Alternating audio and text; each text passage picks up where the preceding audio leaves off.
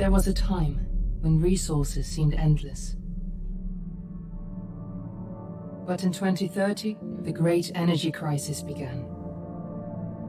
With hardly any resources left on our world, global powers created the World Space Agency to look beyond the Earth for answers. The answer was found in helium-3, a powerful isotope discovered in abundance on the Moon. With it, humanity could satisfy its energy demand for decades to come. And so, in 2032, mankind colonized the Moon. Spearheaded by the Lunar Council, the WSA constructed several permanent settlements to harvest and process helium-3. The resulting energy was transferred to Earth through a revolutionary energy network, the Microwave Power Transmission, or MPT. For a time, all seemed well. Then, one fateful night in 2054, the lights went out. No energy. The MPT had gone offline, and communication with the lunar colonist was lost. Without earthly resources to launch a full-scale rescue mission to the Moon, the World Space Agency was shut down permanently in 2055. But a small group of former WSA colonists refused to accept humanity's bleak future. Determined to discover the colony's fate and to restore the MPT, they've been preparing their mission in an abandoned desert launch facility.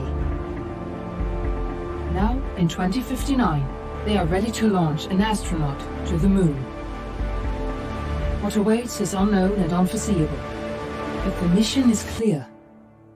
Deliver us the Moon.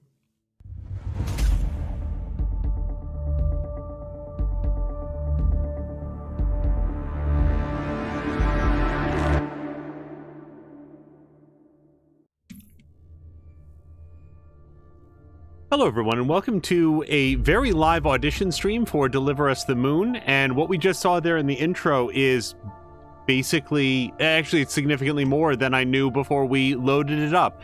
Oftentimes our audition streams are me jumping into something that I've heard of and really know very little about, and this is one of the most extreme examples. I had never heard of this game until the sequel was very close to being released, and I was like, Deliver Us Mars, what is that? And then I went and looked and saw that it was the sequel to something called Deliver Us the Moon that had had very good reviews, and I had literally never heard of it before. In fact, briefly, I thought that it was a different game, and I was talking to my producer about it. Wasn't it like some pixel-based game? And no, that was something entirely different. So, this is a live look, and as what is it, like experimental of a stream as we can do. Hello to Carolina and Maxine. Thank you very much for being here early, because if you will let us know how the game looks and sounds as we jump into it. I've seen nothing beyond the intro that we just watched, and we're going to jump into it right now. I can't imagine there's much in the way of level select. Okay, spoiler alert, we're going to Fesenkov launch site. But no, let's do new game. Oh, and I'm going to try a controller for this because it said full controller support, but I might switch off to... The family of the missing lunar colonists gather all around the world tonight in remembrance of the 2054 MPT blackout that resulted in a global power outage and the loss of contact with the lunar colony. The blackout caused global turmoil, which ultimately led to the closure of the World Space Agency 1 year later. In other news, the recent formation of the largest dust storm on record has prompted climatologists to readjust their forecast of the equatorial desert's growth rate.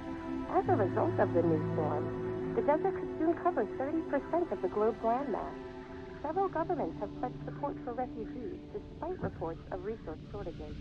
The dust storm is expected to hit residential zones between the northern 49th and 50th latitude lines by late afternoon and pass over the World Space Agency's former MPT ground station in the Adirau Desert.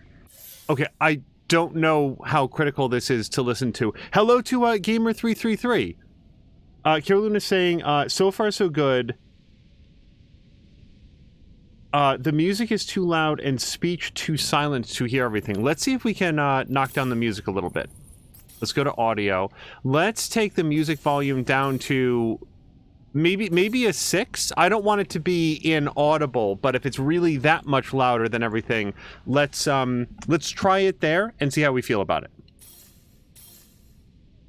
Authorities have imposed a mandatory evacuation of the impacted areas. For countries north of the equatorial desert, temperatures are expected to be a mild 46 degrees Celsius. This was Nicole Taves for World News 1, September 16, 2059. Wishing you a safe and happy day. All right, that may be the end of the radio transmission. Ground launch sequencer. So this is it looks like it's a diagram of a control rod. Oh, sorry, a control panel. And it looks like it's marked off with what we need to do first. Like, I hope this is going to be on the test, I assume. Ground launch sequencer, orbital access arm. Oh, do I have to know how to set the A and B on number 3 there, the auxiliary power units? Okay, we're going to swing back to this, and although I could take a quick picture of this with my cell phone, I do feel like that's a little bit of cheating, so I'm not going to do that. Inspect. Oh, yeah, look. It's literally right there. Okay, so we're going to have to remember how to do that. Start the mission. Do you copy?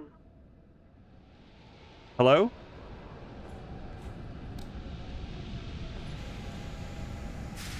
I feel like somebody just asked me a question, but I don't know where they were when they said it.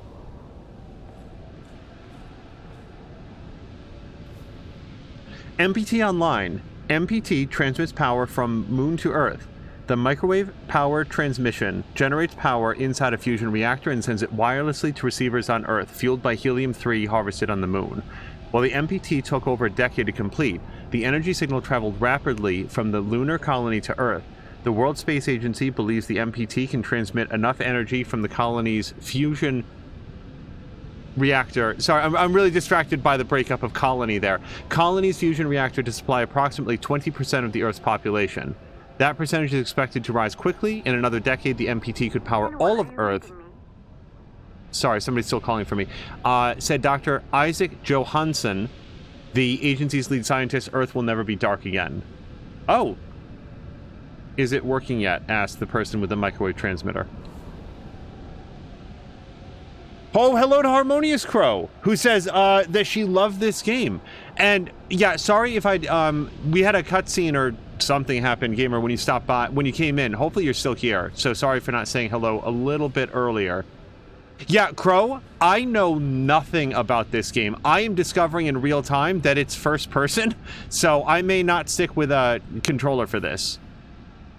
I thought it was third person, but we'll see. A brave astronaut ventures to the moon. His mission, to explore the lunar expanse and uncover its mysteries. While the road is desolate and the hardships many, he knows that he must persevere to save mankind. This is a very glossy...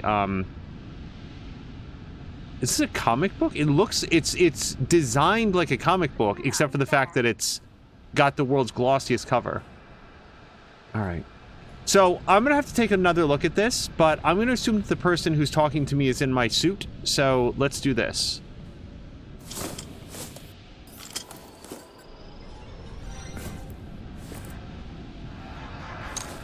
Ground control to Fortuna 1, this is Claire. Please confirm radio contact. Astro Tool.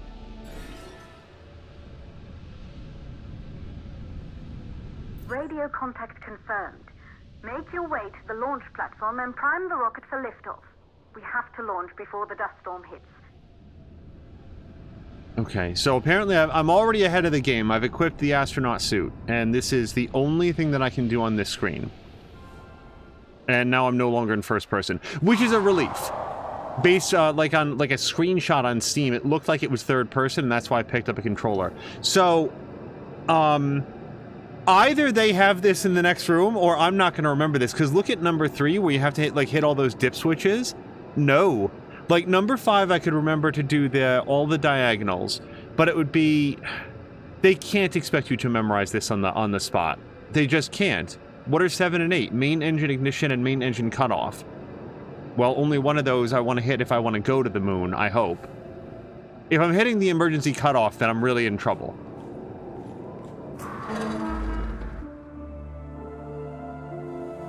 Oh, so... There she is. Hold on. The Taurus 5. It took us 4 years to get her ready for launch. But you need to hurry. The dust storm will hit this area in a few hours. If we don't succeed now, the Fortuna mission will be over for good. Crow was asking if I actually want an answer to that. Not just yet. No, I really value the experience of, like, figuring out what I'm in for. There's always that part, even if you think you know what a game is like, where you're like, what are the parameters? Are there collectibles? Are there diary entries to find? So you're just sort of like feeling out what's the base design of the game, and I really like that section of it. It's one of the things that I hope that people get out of watching these streams. I should also mention here that for you guys that are here live, or if people watch this in the VOD later on in life, okay, there's sprint. Left trigger for sprint is going to take a little bit to get used to, but if I can adjust to whatever life is strange threw at me, I can figure out this sprint button. Home is where we are together. Claire Johansson. So is that the same Dr. Johansson? Oh, it goes into no, I was inside before. Scan. Okay, let me just pause for 5 seconds to finish at least one thought. If anybody misses an episode live, all of these episodes will be archived and put into a collection on Twitch, assuming that we go beyond this audition stream, and most games make it past the audition. Elizabeth kept the Johansson family together after her husband, Isaac, assumed a role on the Lunar Council. After her death, Claire took care of her sister, Kathy, before she was taken to the moon to live with Isaac. Both Isaac and Kathy have not been seen since the blackout. Wait, I'm not following this sentence. Elizabeth kept the family together.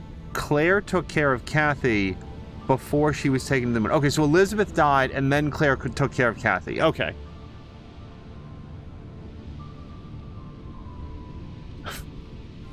Maxine has identified the tags on this stream. Yes, Caroluna likes a lot of space games, so when I figured this would be next on the list, I asked myself the question, do we think Caroluna would like this?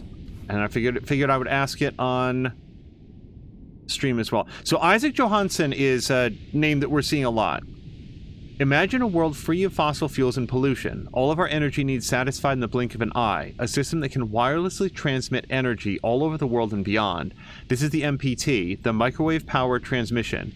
In this book, MPT inventor Isaac Johansson discusses what the future might hold for this revolutionary system. Also, they've got a copy of 2002, A Space Voyage. It was much less eventful than the one that took place the year before. It's a girl, Isaac and Elizabeth. Oh, there's Kathy. Okay, so Isaac and Elizabeth had Kathy. And, sorry, I don't know how critical this information is. Kathy... Okay, so Claire must have been the elder sister of Kathy before she was taken to the moon to live with Isaac. So, both Isaac and Kathy. Okay, so Claire might still be on the planet. Earth. And then there's Kathy's stuff. And Claire's stuff. Alright.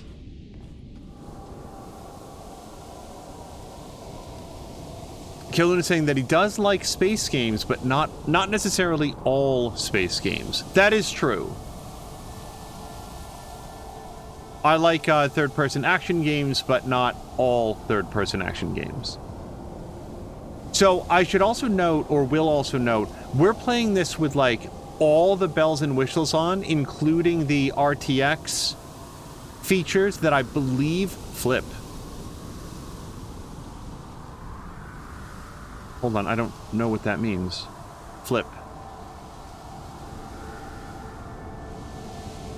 So there, it said flip, and I did press X, and I don't know what, if anything, happened. If something occurred, I missed it. And now it's done. Oh.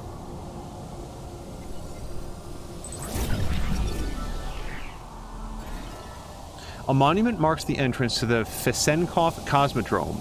The facility was abandoned until the Fortuna team made it their base of operations after the blackout and began preparations for humanity's last mission to space. The sign reads, "To the stars." Oh, and I can switch things now. So I have a comm device, a flashlight. A flashlight is installed next to the astronaut's visor to help illuminate the astronaut's surroundings. Though the flashlight's batteries have limited capacity, they automatically recharge rapidly. Okay, so I accidentally pressed B out of that, but I feel like we're learning something about what the game mechanics are going to be. I don't know if this game originally launched with RTX features. I will say that on occasion already, as we've sort of gone into a new area, the game has exhibited a little bit of stuttering, and that usually indicates some shader compilation stuff that's happening. So if you're seeing a little bit of stuttering on the screen when we go into a new area, I'm seeing that in the game as well. So we've got an elevator button or that thing, toggle, or the ladder rather. And hello to Jab. Maxine is asking why we're wearing the astronaut suit if we're still on Earth. I believe that's because right now this character is anyone you want them to be. So there's no assignment, at least at this moment, of identity or gender, and that way they don't have to build in a character creator. This character is you, or whoever you want them to be. I think it's that from a design standpoint. Also, you don't have a face to animate. And also, it's really dusty. Like, this doesn't look like air I'd want to breathe either, frankly. So we have both an what was it that, oh gosh. Someone explained to me the Doyle, the Watson and the Doyle, and this is very dark, but I'm just looking around. We have both a Watson and a Doyle explanation for it. And hello to both Jab and Jägermeister. Good, I see you're on your way up to the facility. The control center is located on the top floor. There you can prime the rocket for launch.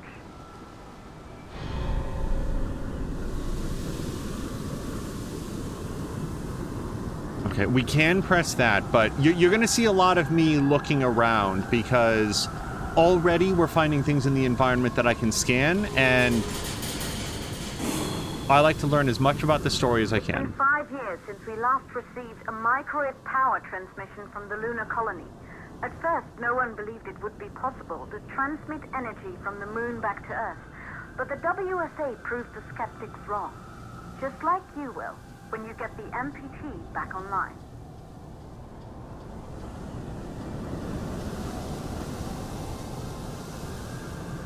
Carolina says that there's something about the walking animation that he likes, unless it's a mistype and he doesn't like it. But he says there's something about the walking animation here. I think I like it. Is that just me?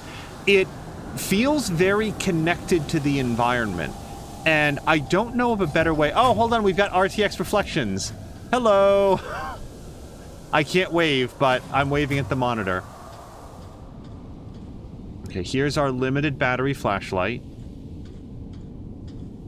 Really nice shadows.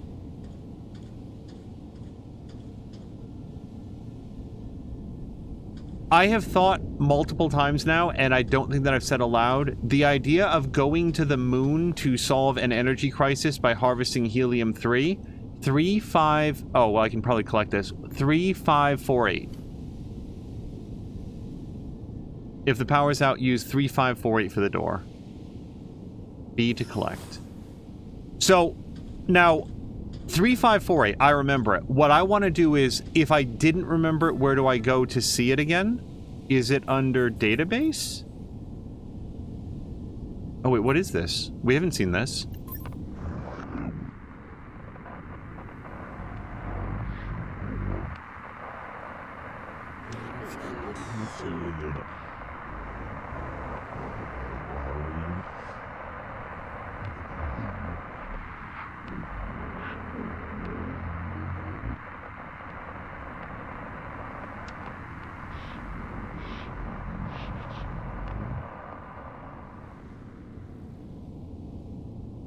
Okay.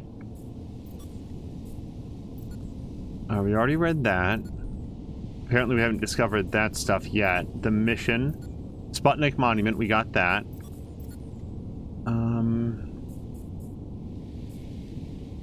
Oh, okay. I guess it puts it into your mission log, so now we know. Also, what's Astro Tool, do you think?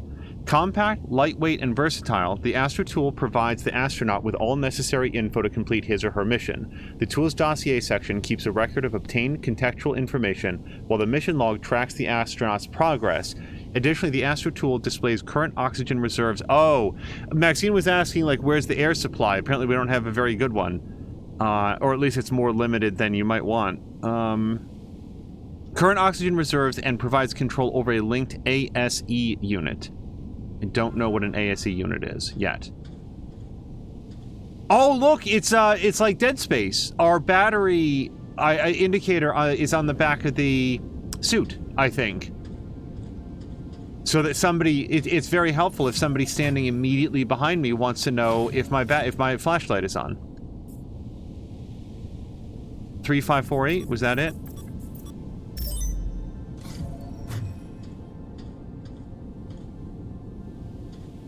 If this is dark on stream, I just want to confirm for you it is very dark here as well.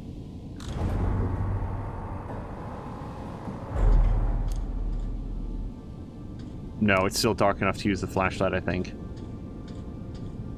Kirluna was, by the way, confirming it is not a mistype. He likes the walking animation.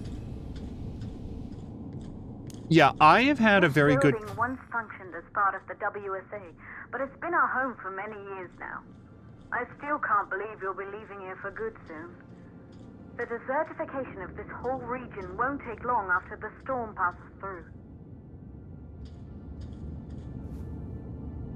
Blackout 2054, what happened to the MPT, life without MPT. In this edition, we invite world-renowned scientists to discuss what could have caused the MPT to remain offline, what might have happened to the lunar colonists, and how humanity should move forward.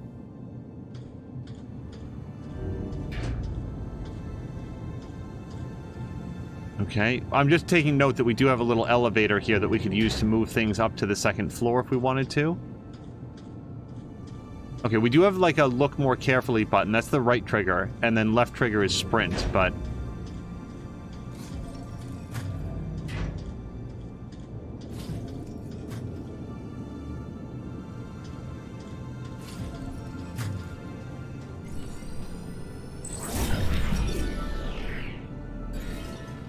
Determined to seek the truth about the 2054 blackout and restore the MPT connection, Maria Gonzalez has raised the Fortuna team from the ashes of the WSA.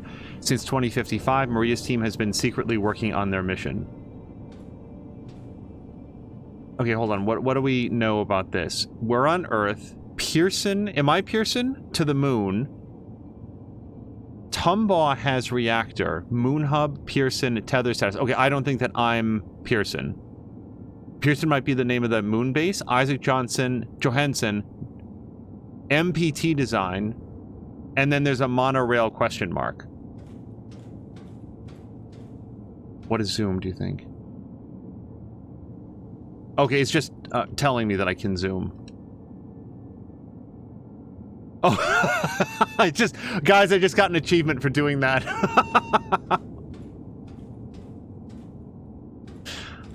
I think the achievement was called, like, you spin me right round or something. Alright, so... Huygens? I'm sorry that if I'm not pronouncing that right. And then we'll turn this around. In memoriam, the Huygens malfunction. I'm sure everybody else knows how to pronounce that word.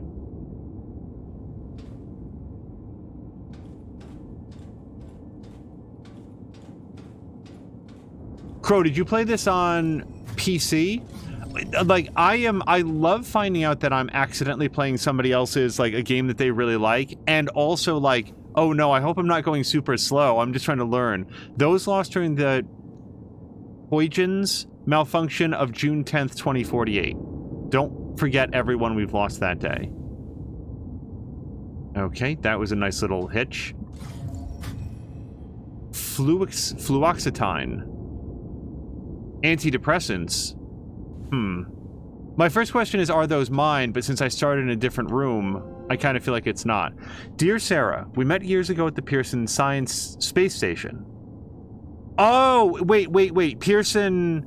Oh, okay, Pearson's the name of the space station. It's a stop off to get to the moon. I'm following. I was relieved from service after the Huygens. Maxine is saying maybe it's Huygens? Huygens. Like golf. Huygens. Huygens? Is that close? Huygens? I think that's what I would like to pronounce it correctly, and I think that Harmonious Crow says, okay, so Huygens. Thank you very much. I was relieved from service after the Huygens cryosleep malfunction. Remember how we talked about my broken ASE? I'm looking for a way to extract its holographic data, and I'm hoping you could help me out, from Maria Gonzalez. Sarah wrote back, Hi Maria, yeah I remember. Holographic data runs through a unique hardware component. I specialize more in software, so you should reach out to my colleague, Rolf Robertson, here at Pearson. He's an excellent mechanic. Okay, so I guess Sarah is or was up on the Pearson space station?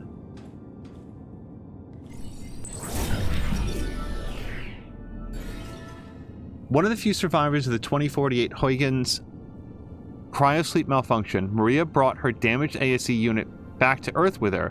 She'd been trying to repair her ASE in hopes of restoring holographic recordings captured by the device during her time at the Huygens research facility. Crow is saying that it's Swedish, she thinks. And Carolina, I was just about to ask Carolina. Carolina saying it doesn't sound Swedish. I'm sorry, have we determined what ASE? Maybe I'm not meant to know that yet, but yeah, that's our scanner. It will become apparent. It's clearly like a recording tool, just based on what we can learn. I'm just curious what it stands for.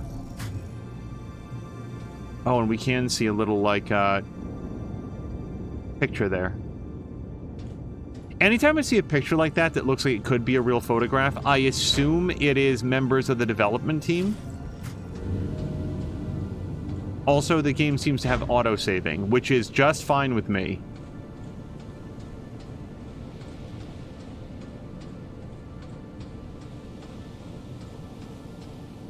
I guess I don't get to scan blueprint thruster.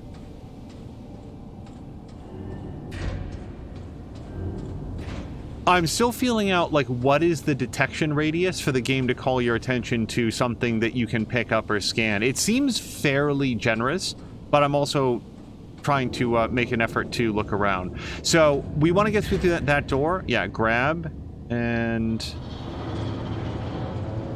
turn left and right. Okay.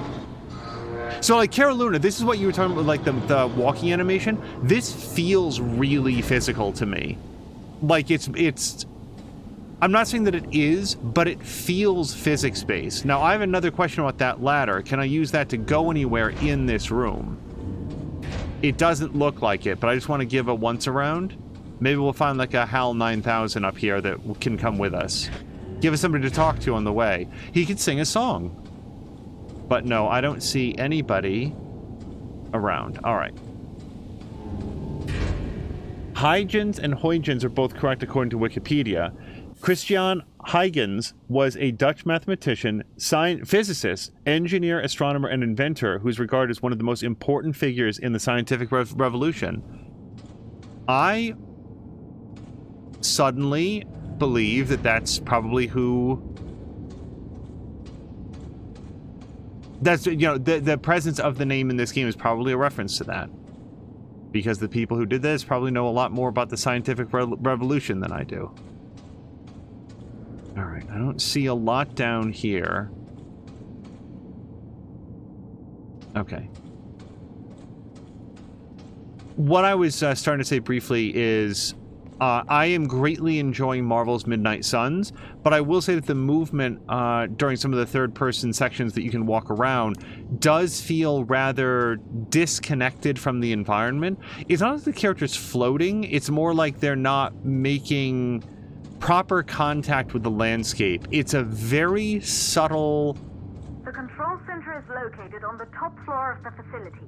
The dust storm is approaching fast. Let's go. Okay. I'm going to assume the game isn't actually timed, but it does make me want to hurry for narrative reasons. Beer punk. Beer pong. Wow, that's a very poorly shaped O. Apparently Jordy is very good at beer pong.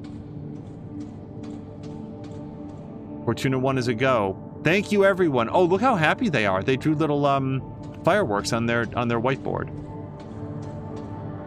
Claire's office. Evacuation notice. Please proceed outside the Fisenkov Cosmodrome facility between September 15th and 16th. Everyone in and around the facility must be ready outside the building at 0500 at the Rendezvous, Maria.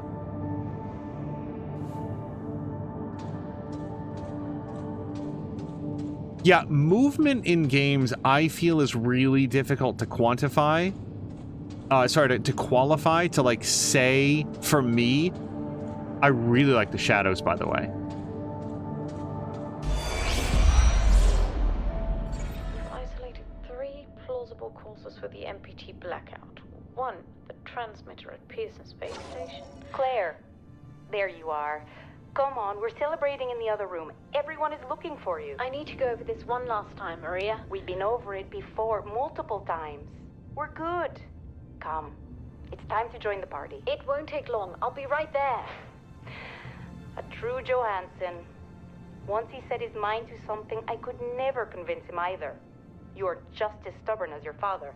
Probably the only thing we have in common. I just don't understand why he didn't restore the MPT connection. He invented the damn thing. And now it's just us. No one else is even trying. If we fail... Remember what I told you. If it can be done, then we're going to do it. That's all we have to focus on. Go over your notes. Join us when you're ready. All right.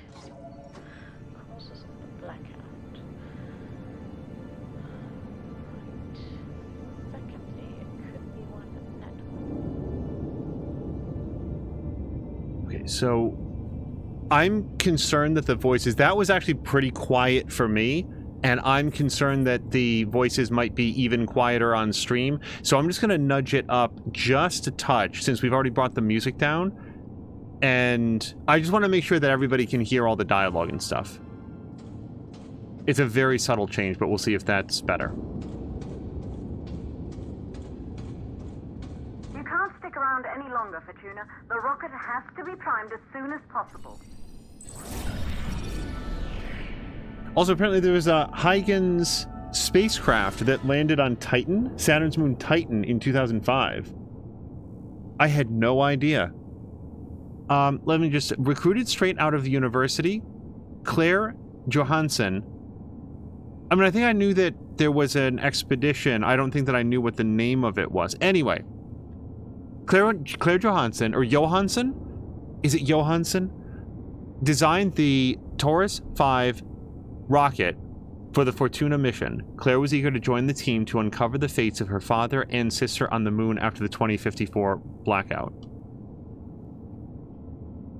And...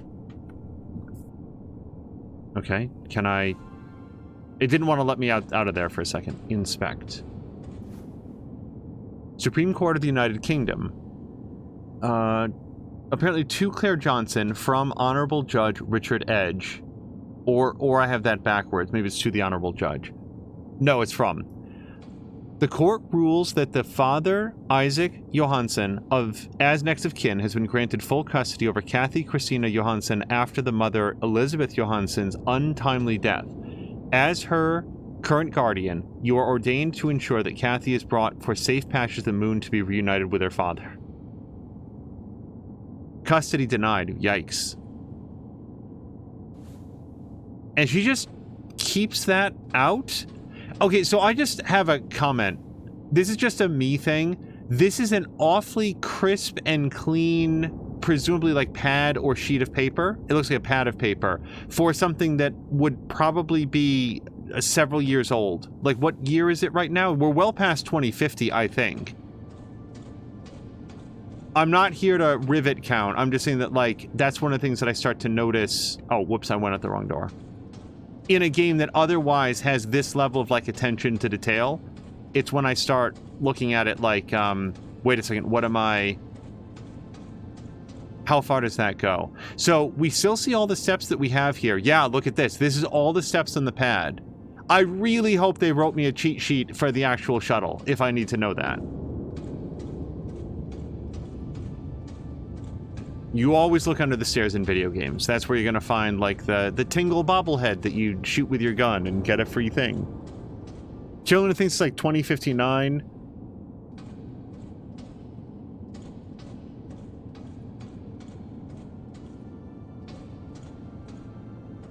Also, Jab is saying, the last time I cleaned like this, next time... Oh, this is the last time that it'll clean like this. Next time he's going to hire a service. You're in the control center. Get the rocket ready to launch as fast as possible. Oh, boy. Initiate power reboot. Can I look around a little bit first? I know that we're on the clock because there's a storm coming and all, but...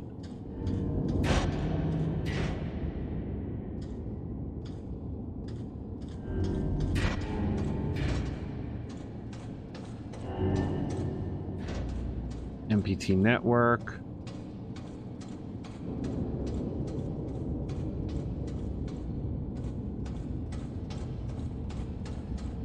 Okay, I just wanted to see... For all I know, once we reboot the power, then we really will be on a timer. Whoops. There's also, Carolina, there's like a little bit of like leaning when you're turning and going around corners. Like it feels good, the movement. Calculating new storm ETA. Claire, we have a problem. The storm is approaching faster than expected. Way faster. Time's running out. Keep going, Fortuna. We've been working too long to give up now. Close both fuel valves. Whoops. Successful with 2 L's.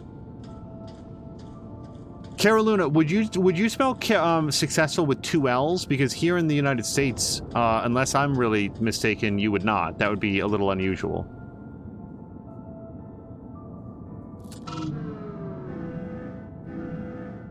Was that wrong?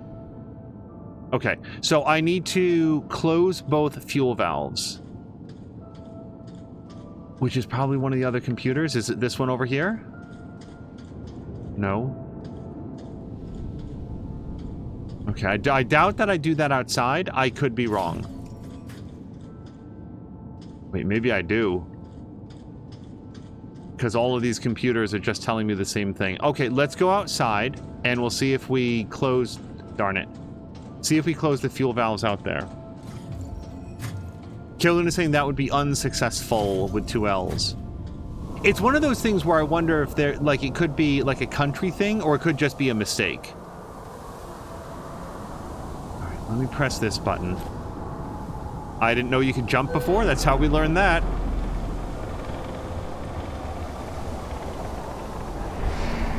Okay. See, it's my first day, everyone. Nobody gave me a map to the facility. But I have to say that if I was a fuel valve... Oh, wait. I was about to say I'd probably be underground, but no, it's right here. Or at least my days of hard space shipbreaking tells me that this is a fuel valve.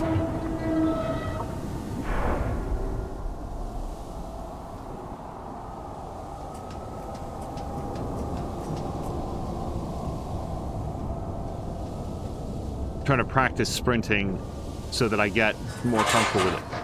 Uh-oh. Well, there's no way up there now. I can't reach my arms above my shoulder due to the collarbone injury that's covered in the prequel novel. So, one option is that we go... here's what I bet. We go downstairs and we find another pushable ladder. We push the ladder onto here, and then we walk up. Yep. Yeah. I'm a genius. This is what happens when you introduce me to a pushable ladder in the first few minutes of the game.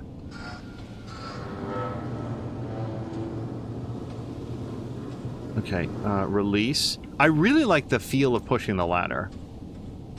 It it doesn't feel like the character and the ladder simply become a single entity. It does feel like you have a character exerting force on this external object.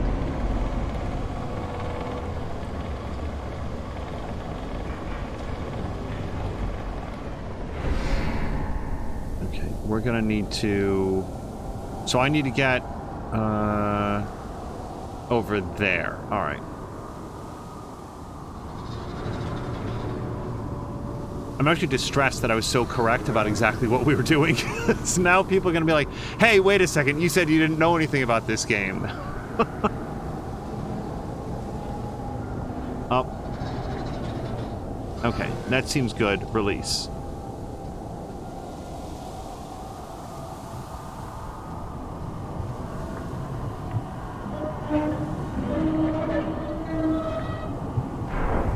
It's similar to, oh my god, what was it? I'm not sure that I would say it even if I could remember it, but there was one game... The hydrogen valves are closed. Head back inside the control center to prime the rocket for launch. There was one game where Mia, like, completely called, like, a late game plot twist, like, immediately. Like immediately. And, like, down to the detail. And I think I, like, sent a DM to, like, Carol Luna or somebody. Like, I swear to God, I did not talk to her about what this is. Okay, just, I guess we're complete, so we're gonna go press the button. Return the key. Don't ask me why I think that the A button is the do button.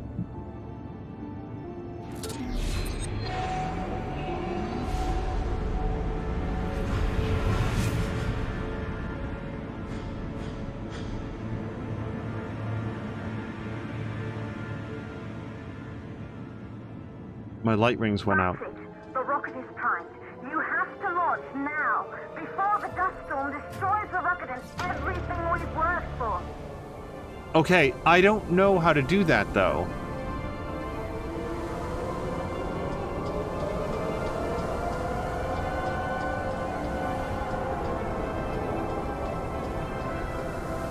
Yeah, even if I could remember, I don't think that I'd say the name of the game, but it was amazing that Mia was just like, oh, I bet it's this, this, this, and that. It's like, Mia? What the hell?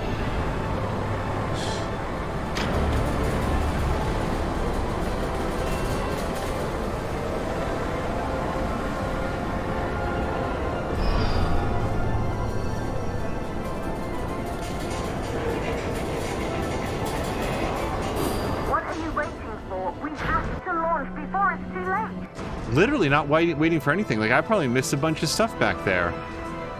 Could have gotten my Pip-Boy on.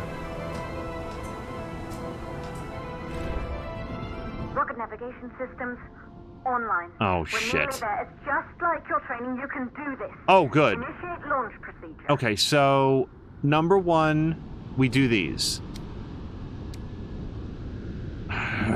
Sorry, it's a little finicky. Number two. Started. Wait, where's the big cut? What? This. Orbital axis arm retracting. Perfect, just like we've practiced. Okay. 3. The dip switches. Yep. Okay, so 1 and 3. And they're not dip switches, it turns out. They're switches. Switches. And then 3 and 4. Oh boy, this is... I might actually, like, just grab the mouse. Is that right? Auxiliary power units booting up. Okay, 4 is the other one. Gaseous oxygen vent arms safely in place. 5. No, 5 looks right to me, though. Do I... Okay. Oh, no, I can't do this with a controller. I guess I can. Sound suppression system engaged. What's 6? 6 is down, and light?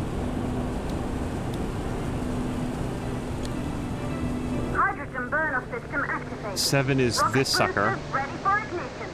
Standing by for countdown. Rocket boosters ignition start. Engines ready in 5, 4, 3, 2, start, 1. We have liftoff! Okay, but there's like 2 more numbers on here. 3 more.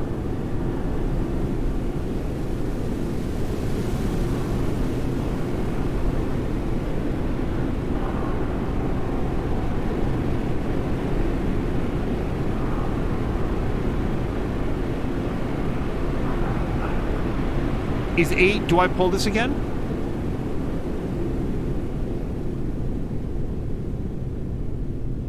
Second stage ignition.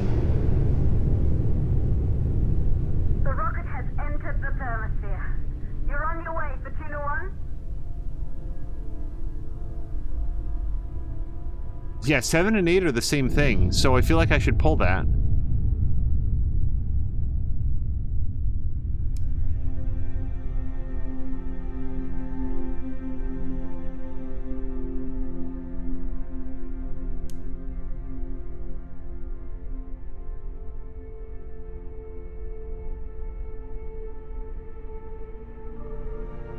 The view must have been breathtaking when the first astronauts made their way to the moon just 100 years ago. They knew an Earth full of life. All we know today is dust. If you can bring the MPT network back online, it could restore the hope humanity lost after the lunar colony fell.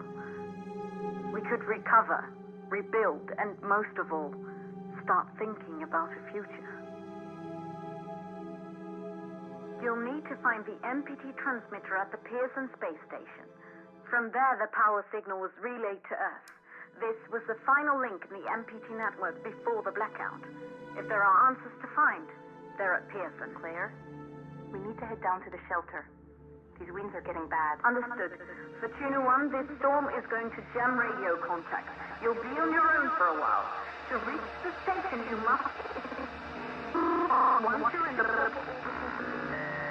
the second stage of the launch. Please, deliver us the moon. Cut off main engine. Hold on.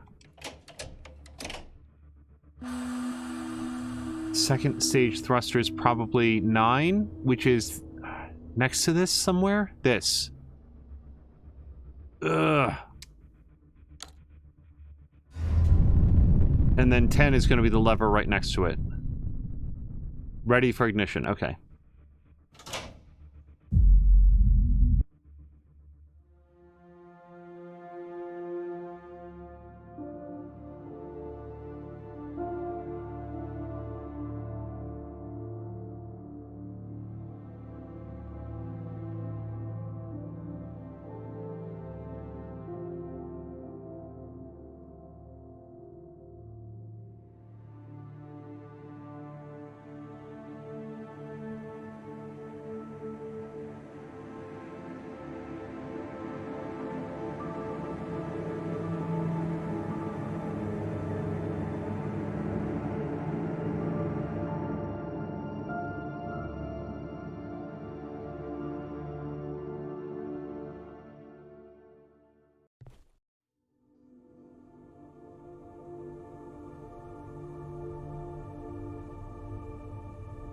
This is a really good opening, by the way.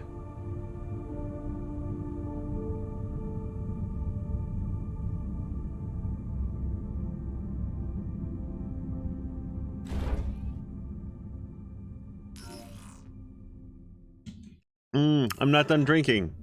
Hold on.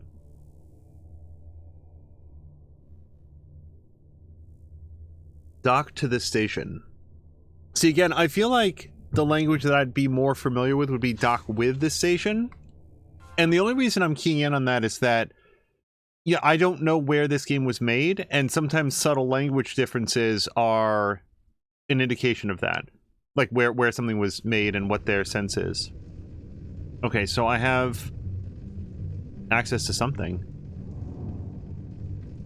Oh, am I docking? Okay. Cool. This is something that I want to do on my first day. I don't know how to be within the safety bounds. B, A, and B. Okay. There. Okay, now we're into it. A, A, A. So it's like Lunar Lander, basically.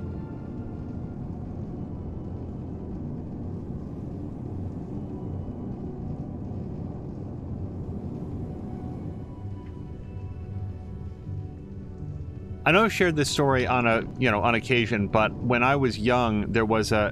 Hold on. B is down. There was a game that I loved on the Commodore 64 called Space Station, which was all about, like, building an international... Or, I don't know if it was an international, but building a space station. And I didn't, like, understand most of the mechanics, but I really liked, like... Can I go slower? Should I go slower? Okay. Sorry, I'm just trying to make sure that we're as lined up as I can be.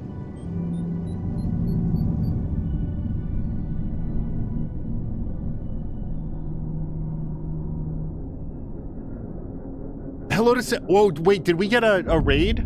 Sorry, hold on 1 second, because Sam Lander's here now. I know that he was streaming earlier. Hold on. Ground control to Fortuna 1. You must have reached Pearson Space Station by now. The storm has severely damaged our instruments, so we can't read your location or receive any messages. But we can detect fluctuations in the MPT network. If you can hear this, when you reach the control center, try to find out what's wrong with the MPT connection so you can bring it back online. Good luck with that. Okay, I was actually just figuring out how to roll. Also still like the reflections. So, hold on. This continues to be very cool. Let me just roll back a little bit. Oh, and Jägermeister said it's like Asian Dutch? Oh, the rendezvous was when he was saying that. Let me just go back. Docking Simulator says Maxine. Harmonious Crow says Dutch game development studio Kyoken Interactive. I've not heard of them, but this is making a very positive first impression. Sam Linder wants to watch Angel dock a space ship in space in Kerbal now. Well, Kerbal was given away not too long ago. I've never played it, but it'd be interesting to check out. Also, Maxine says SpaceX has an ISS docking simulator on their website. No Raid just got back to the computer after telling Rogue about D&D. No worries, I just wanted to make sure that I didn't, like... I was very keyed in on not crashing our spaceship. So I just wanted to make sure that I hadn't missed anything. 5 years after the blackout. Okay, so it is 2059. Yeah, a 10-year-old document about the departure of my sister might not be quite so pristine. Hold on. I really want to scan.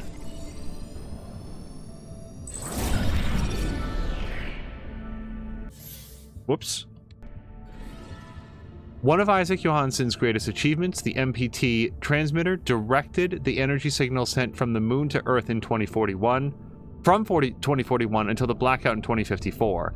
As construction continued and Isaac's responsibilities within the WSA grew, the distance between him and his family began to take its toll.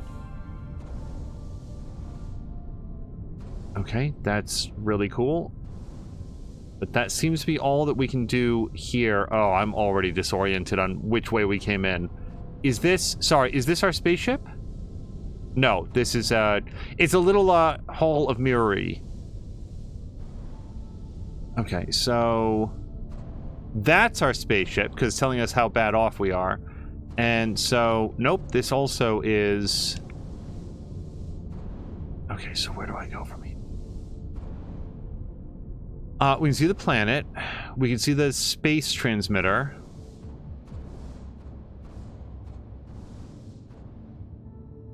There's our spaceship.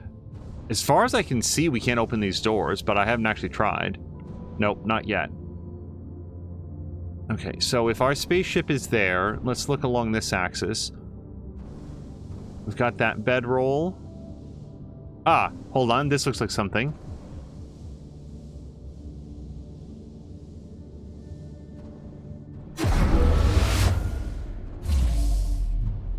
Oh, cool. So I've got 3 minutes of oxygen. Excuse me if I don't pay very much attention to chat for the next 3 minutes.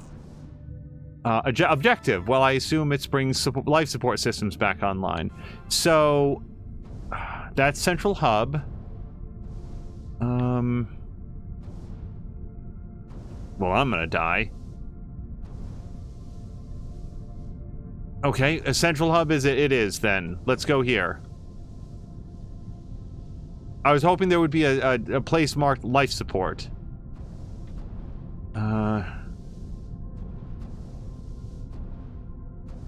Wow, okay. I don't seem to have whatever I need to work with that iris. And I can't go down further. And I've already depleted a third of my oxygen. Which starts to raise the question, do we think I can go back through the airlock? I sure hope the answer is yes. What's this? It's glowing. Grab. Is that good? Oh, well, I've got it on me, so I assume it is. Oh, maybe this goes into the iris. Hold on. Yes, hold on.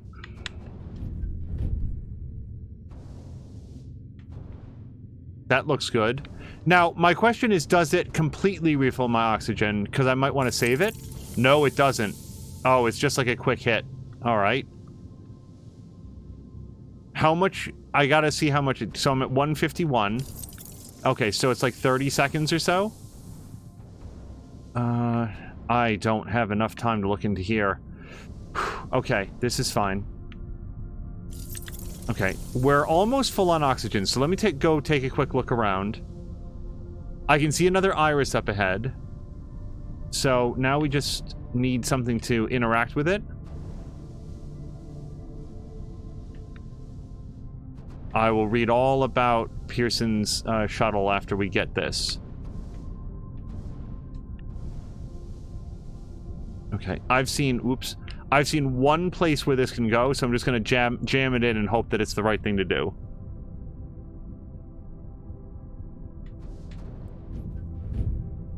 Okay, well, we definitely did that. I don't know if there's anything back here, but let's look.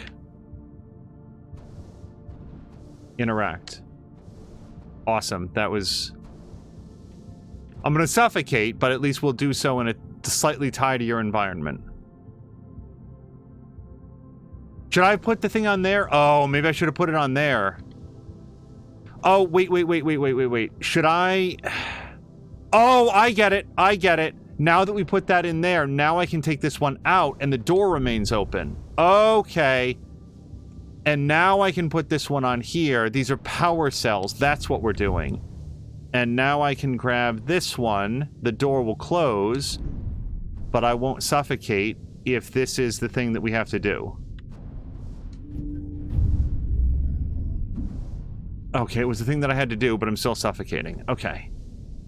Well, we've done something. Let me go get another 2 minutes worth of oxygen.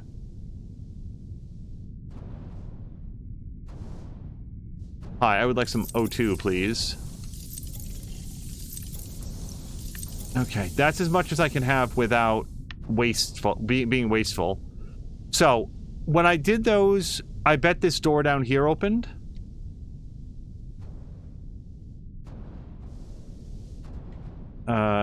No, it didn't. So, what does that get me, then? Oh, I can do something here.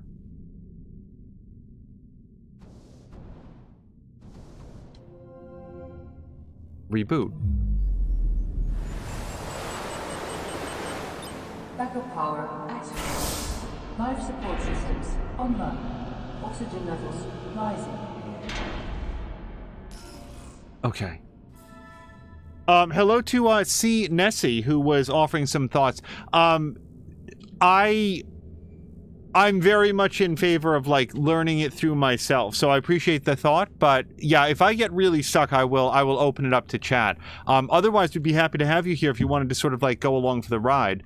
Assess station power inside the control center inside the Libra wing. Okay, Libra wing is where I'm headed. Station power, alright. I want to know not only where I'm going, but why. Station power is very low.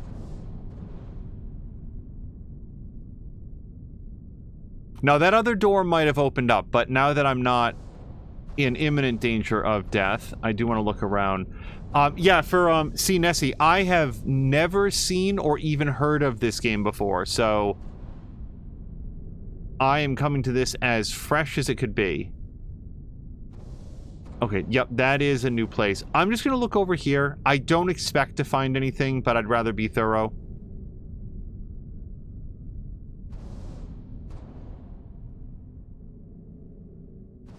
Okay, yeah, like I didn't see this before. Oh, there would have been another oxygen if I needed it. I'm gonna keep that door open just in case I do need it later. Grumpy, hello to Grumpy, feels slightly uneasy taking his $300 a shot medication. The system is broken. It very much is, Grumpy, and also if you need that medication, I don't know, it's really easy for me to say this, but I want you to, like, have the medication that you need. Oh, there it is. I was trying to find my way back to this door. Oh, see, Nessie was, just being observational. Yeah, no worries. You may, and this is very common, you may see things that, you know, in, like, as a viewer, that I, as a player, might not. And I've been in that position where you're like, oh, I want them to see it. But, yeah, I think it's important to that everybody have the opportunity to experience the game as it was intended. But no harm, no foul. Hopefully we'll have you hanging out here. Expedition team, do you copy? Copy, Control. We're all set. Ready for descent. The MPT network is still down, so expect the lights to go out as you descend towards Copernicus. Thanks for the heads up, Pearson. Remember, Sarah, our oxygen here in the station is limited. After arriving, you'll have 40 minutes to find out what caused the blackout and bring our MPT network back online. If you're not back by then, we'll have to evacuate without you. We hear you, Control. Rolf, you ready? I am.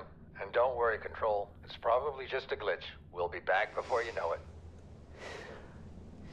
Let's find out how they've been holding up down there. Alex, commence descent protocol. All systems go. Descent in 3, 2, 1. Descent engaged. Godspeed.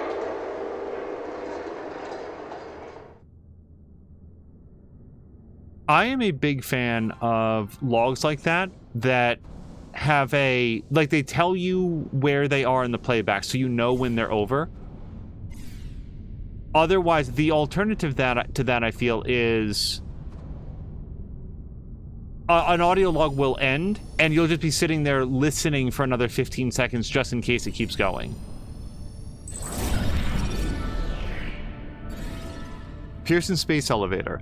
The Pearson Space Elevator improved the logistics of getting people and supplies to and from the moon. When the 2054 blackout occurred, station crew members Sarah Baker and Rolf Robertson were sent down the elevator to investigate the blackout on the moon's surface.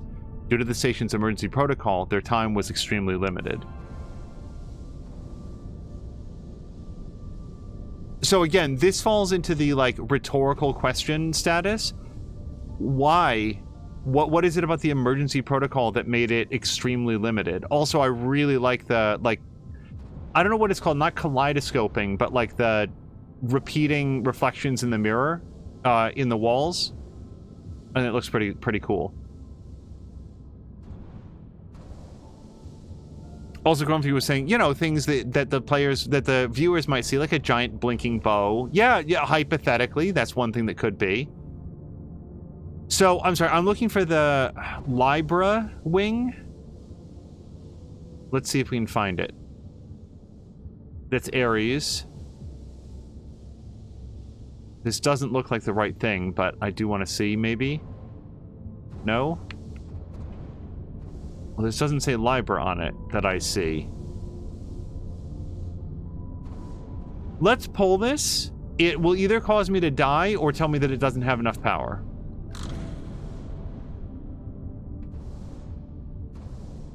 Okay, so, yeah, I don't have enough power, and I want to flip it back so that when I do get power, I don't die as it explosively decompresses out into space.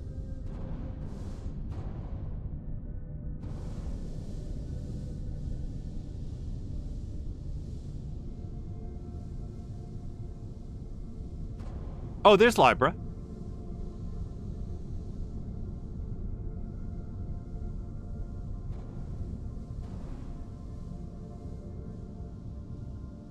There's some VR game, I don't remember the name of it, and I've never played it, but a VR game, look at that.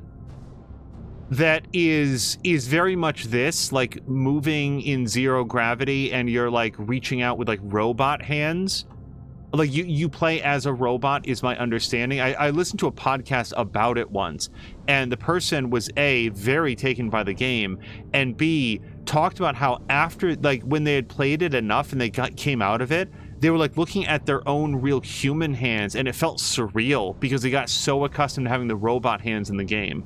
Okay, so I'm in Libra Wing. Sleeping quarters and control center. I guess I'm number 3 there. So that's where we are in the ring. Maintenance saves lives. Maintenance can save your life.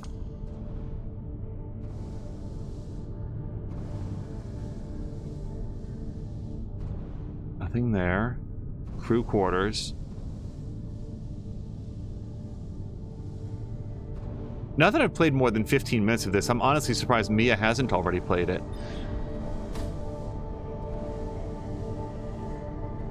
Oh, look at that. Look, just the reflection in the window. You can see the thing behind me. Moonman, first contact.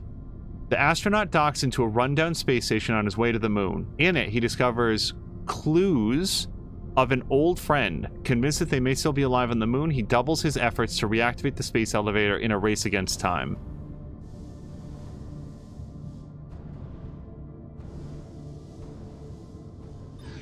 What was the stream like this? It was just like a day or two ago. We were talking about astronaut ice cream, and Samlander was very pro, as am I. Scannable nearby. Oh, that's a nice feature.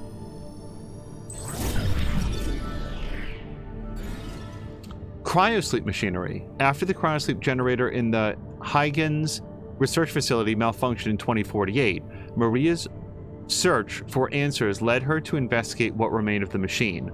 Unable to determine the exact cause of the malfunction, she sent this fragment to Pearson Space Station mechanic Rolf Robertson for assessment. Is that... I think we read a log about that. Although, no, that was about a holographic display, not about this. A cryosleep thing. Maxine was asking astronaut ice cream. Yeah, it's like a block of foam. It's really good. I have no idea what the caloric intake is, and it's probably made entirely out of, like, I don't know, polystyrene, but it tastes really good. Dear Mr. Robertson, I'm one of the few survivors. Oh, this is from Maria. Okay. I'm one of the few survivors of the Huygens cryosleep malfunction. I've recently come across a fragment recovered from the cryogenerator and was hoping you could inspect it. Also, is there any way I can get my ASE to project holographic data from that day? I want to find out what really happened at Huygens. Rolf Wright wrote back, I've inspected the generator fragment you sent over, but I can't find anything conclusive. As for holographic data, it's unfortunately location-based. Holograms can only be projected where they occurred? What? Sorry, that's a very weird limitation. If the Lunar Council ever clears access to Huygens again, I think the best thing to do is to bring your ASE and check the holographic data that's there. Wait. That's like, forgive me, because, like, this is all, like, future space technology, right? Like, oh, did Patikin do a raid? Hold on 1 second. I apologize. Moo, thank you very much for highlighting that. Yes, okay. Patikin, thank you very much for the raid. So I'm going back. C. Nessie, and I did see this, was specifying that it's less like a diary entry, more like a black box. And yeah, they're the better kind of audio logs. Yeah, I really like it when you know when they're going to stop and stuff. Sorry, I'm a little bit away from the mic.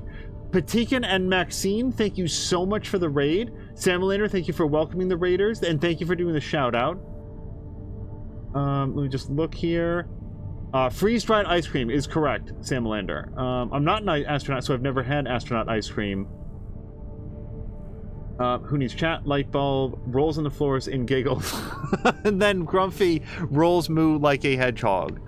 I was just going to say, like, a holographic recording system that can only be accessed or reproject the holograms in the place where it's recorded is like... That sounds to me like a police body cam that can only play back footage if you can identify what street and house the police officer was at when the footage was recording. It's a really weird limitation.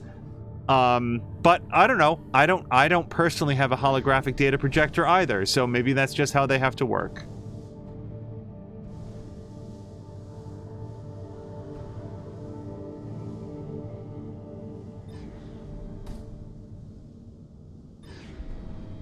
Okay, we can go look at that, or listen to that, rather. Yeah, I don't have a key code for this. So we're looking for a key code for Control Center.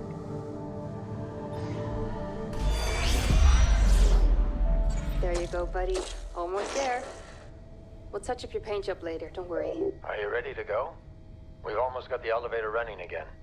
Yeah, just patching up Alex before we head down. Are you bringing that thing along? Of course. We'll need all the help we can get.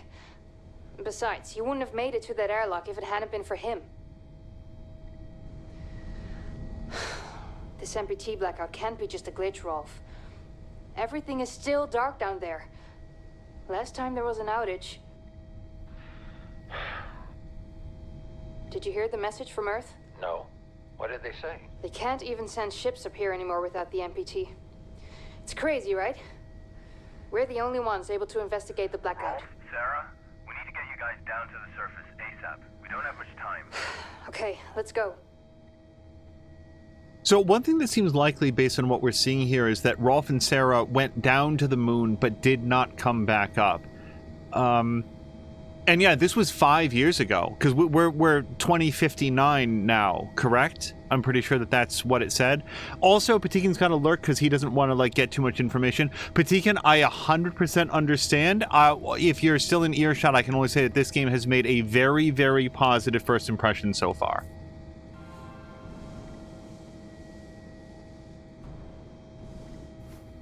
Okay, we found an arc reactor for our Iron Man suit. ASE Loban. Electrical shock risk. ASE behavior update 2.0. So... Oh, so the only reason that I recognize what that sticker is that that guy was on the title screen. So I'm thinking that maybe that's an ASE, a little droid guy.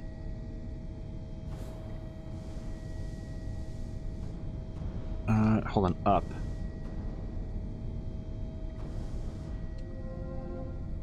The MPT is still offline. What's going on? Backup power is finally running here at the station, and we're repairing the Pearson elevator to take us down to Copernicus Moon Hub to provide any assistance you might need to bring the MPT back online. We're coming, please be safe. And that was to Councilmember Laverde.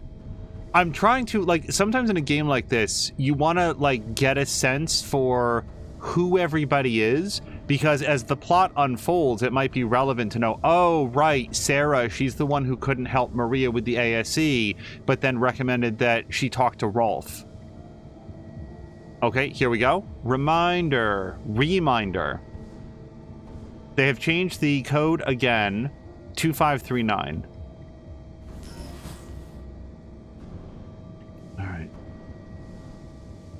And you're going to see a lot of, like, looking around at walls a second or third time. Treasure Under the Sea of Gold by Pierre Launay. I bet that's a real book. They came from far away. Oh, Pierre Launay again. Somebody was a fan. So, seriously, Pierre Launay, does anybody know or would care to do, like, a search? Because I'm curious if that's a real author. Never go out without your ASE. The Copernicus Moon Hub Maintenance Wing has all the tools and experiences required for your ASE demands. Yeah, I'm trying to learn more about ASEs, including what it stands for. So, I have in fact already forgotten the code. 2539.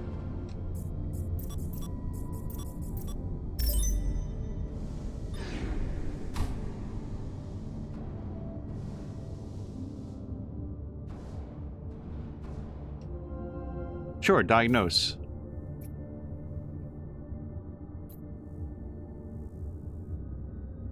Okay, so contact Moonbase is what it says, but also it seems like everything on the station is fine. No connection to Moon Hub. Space elevator Moon Hub offline, additional energy required. Rotate station for additional power. Okay. I got most of that. Reach Ares Wings through Orion Wing. Okay, so Orion Wing is next up.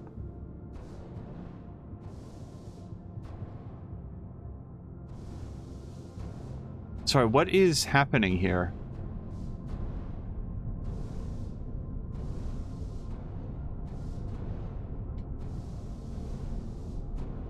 Is this... Sorry, this console, is this like bugged out? It doesn't look right. Okay, anyway, let's stop looking at it and go somewhere else.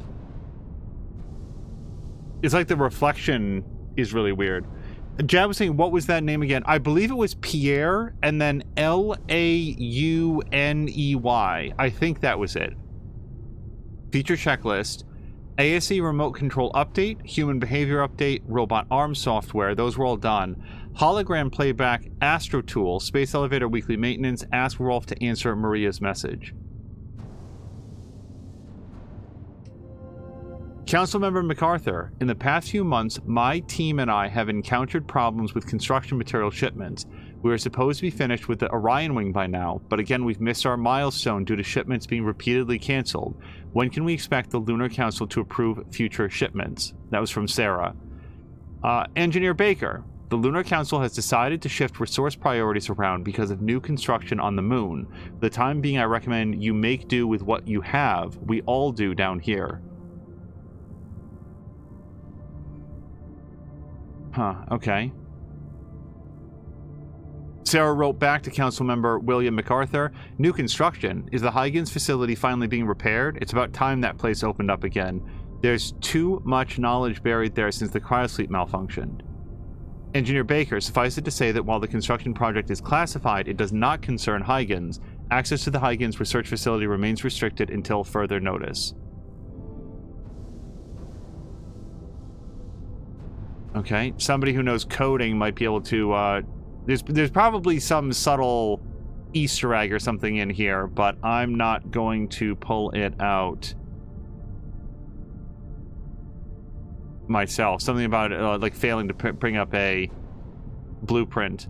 Unless, of course, that's not an Easter egg, and it's actually just a bug in the game where it can't find the image file that it wanted to show a blueprint, so it's actually just showing the error code from the game. That'd be fun. Jab is saying he has no idea who that is. Pierre Launay. Okay, Orion. Oh, here's Orion wing stuff. Yep, checks out.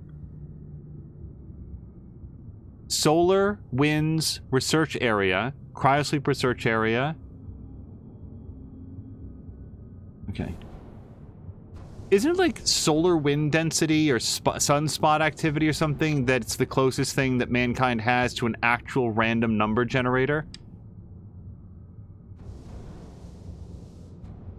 Like, random number machines, generators from machines and stuff will still exhibit patterns in large enough amounts of data, but like solar energy information is like truly random. I think I've read this somewhere.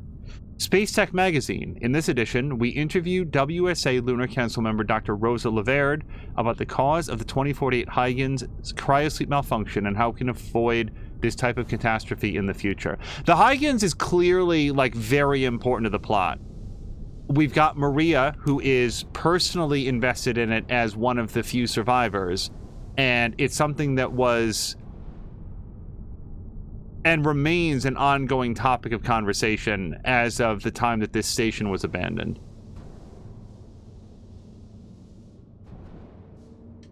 Wait. In case of emergency, please pay attention to the following guidelines. Travel to Moon Hub, full elevator knockdown, plus and minus 1 hour before departure, leave your possessions, travel to space station. Oh, it's depending on which direction that you're evacuating. Make sure to wear a spacesuit. If both facilities are in an emergency state, report to your station operator for evacuation instructions. Unless your station operator is already evacuated, and then you're screwed. By the way, I'm treating this as just like age or something. Like, I don't think that the monitors are smashed or scratched up. I feel like they're just like old. And I did read the Space Tech magazine.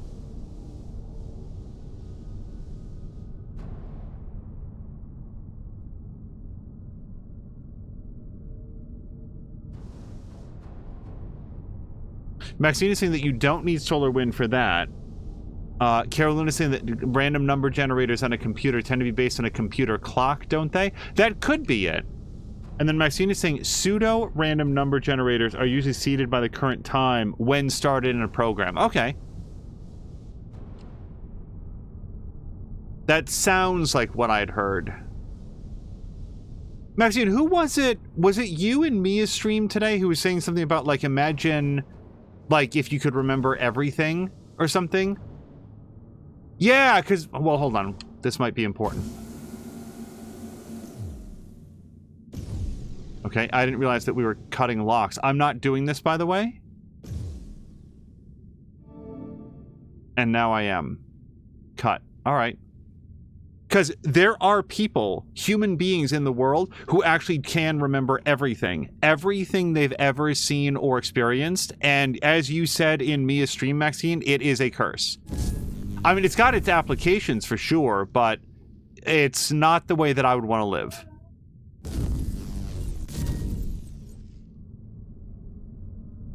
Okay. Door lock's cleared. Airlock doors operational. Samlander says, I know there's somewhere that uses a wall of lava lamps for random number generation.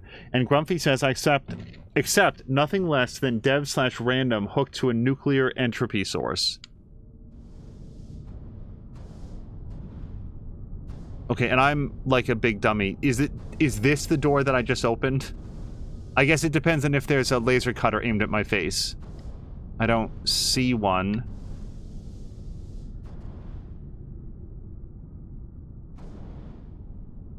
Is it? Sorry, I sort of did that a little bit by accident, and now I guess I'm going this way. Oh no, this is back into the room. Right? Yes, okay, sorry. I'm just getting my bearings back because I got turned around there.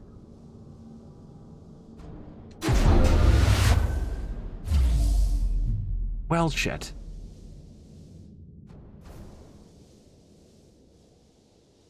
Read?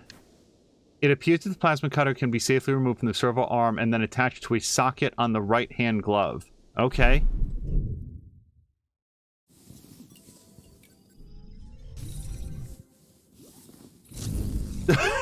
Don't do that. Okay, so everybody hold tight. Welcome to anybody who raids. Go screw yourself to any bots. And... Oh, I clearly shoot these. Okay, right trigger to cut. I am once again saying that I might... switch to a mouse and keyboard for this. I'm also making maybe the unwise assumption that cutting one half of the locks is enough, but then again, that last section came up okay.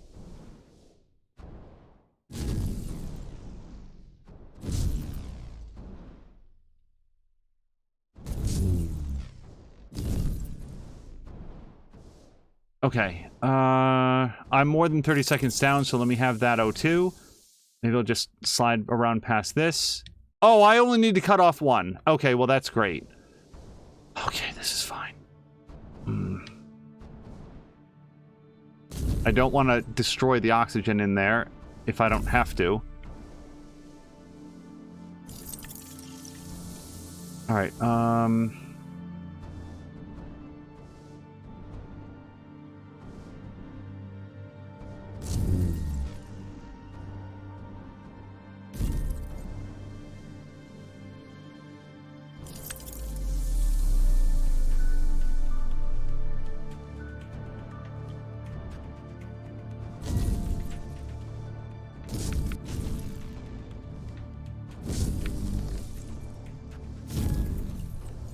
okay, so can I just go through? Like, I don't have to cut all of them?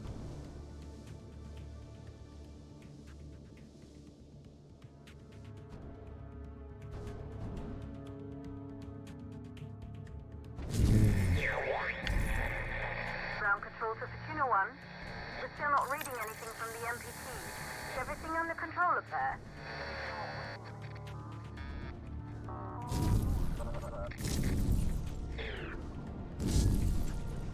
The person who spoke, I think they just said ground control. I'm not sure. I've been here for like 5 minutes, so maybe they could give me a break. Okay, so that looks like one of the irises where we have to put a power cell in order to get in there. I've got 2 minutes to find out what it is and where I get it. Okay, let me let my battery recharge a little bit since I don't need it right this second.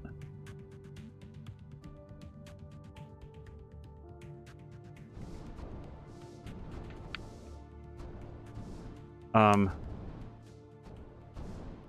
what? Do I not have my laser anymore? What happened? Okay, hold on. I don't know why. Wait. Tools. Laser. Plasma cutter. Yeah?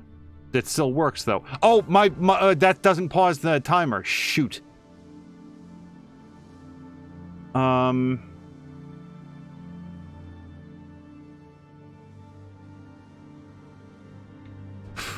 Okay, I really dislike this.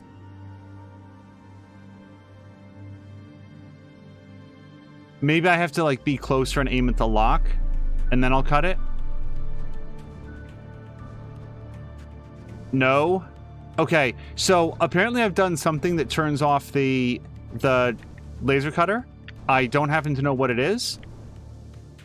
So with 1 minute left, I'm going to see if I can go back through the airlock and get another breath of air, because otherwise I'm not sure what would be my next step.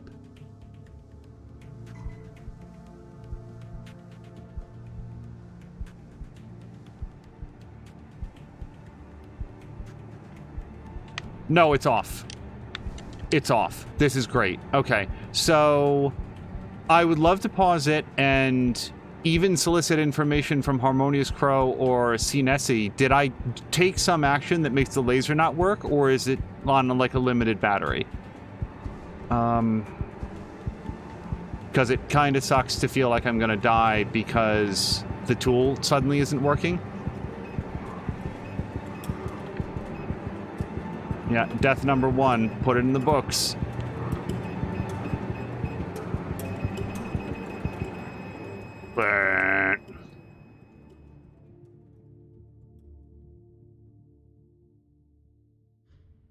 Okay, pause for a second.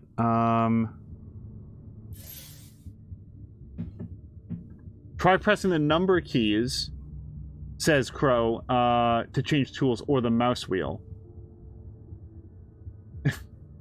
Also, thank you for the request quote to Moo. So let me read through very quickly.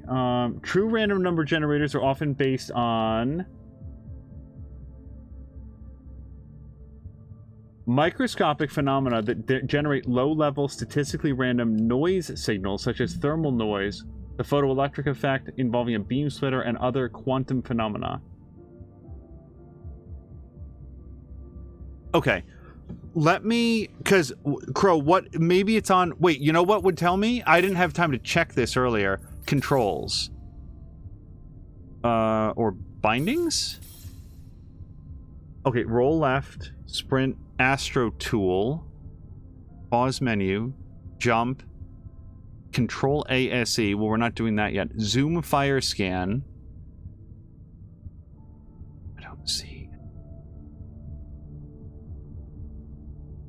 Sprint, walk slowly, jump. I don't see anything in here about switching tools and stuff. But let's see if it happens again. Like, here's the thing. I don't think it was a bug, because it happened right when I turned off my, thing. So, let's go back out. We're going to try this section again.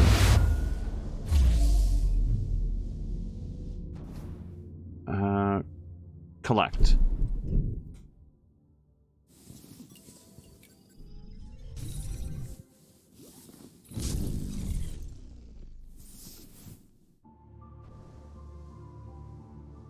Okay, let's...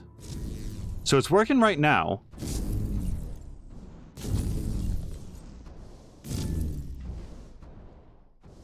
Alright. Now we know that I don't have to wait. Now, there is an oxygen canister in here, but we'll worry about that in a minute. I don't need these right now. So let's work on opening up this section.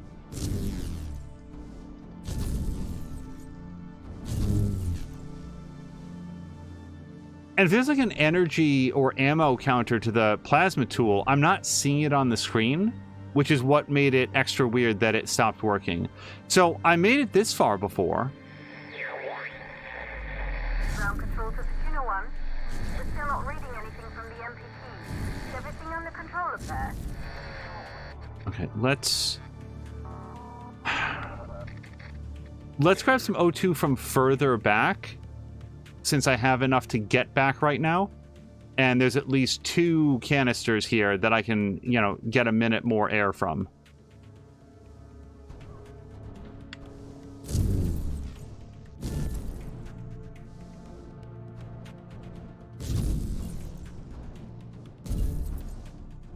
Okay, let me grab that.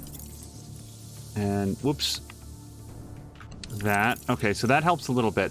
Now, so we know there's an iris up here. What I'm looking for right now is what's the way that I'm not seeing?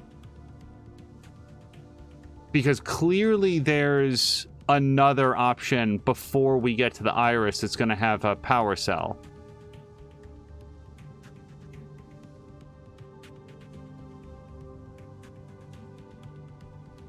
There's these reflective panels here, but they don't seem to be anything to me right now. There's Alex's name pad. I don't know, patch. I don't see anything in here.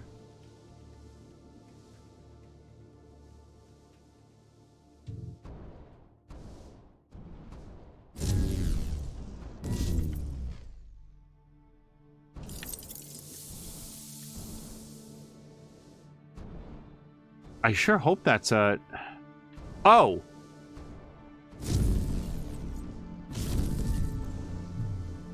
Wow, I really got locked in onto that iris. Crow says the harmonious... the thing should always be available. Plasma tool. Assembling section 3C now. Copy that.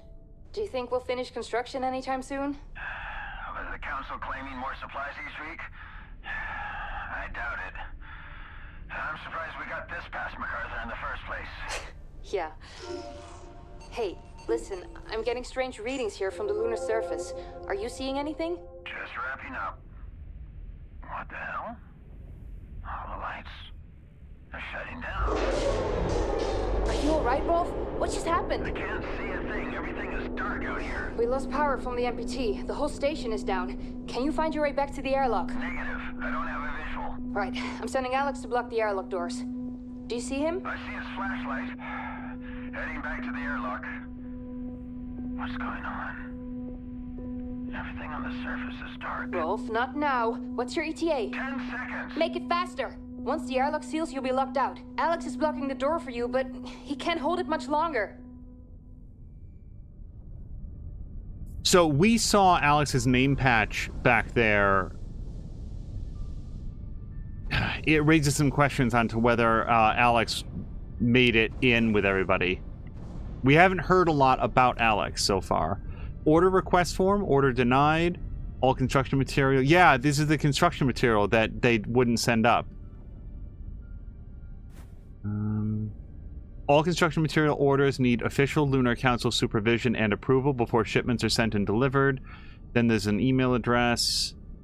Yeah, signed by William MacArthur. And we read from, Sarah Baker, that she had written to William about, like, what the hell?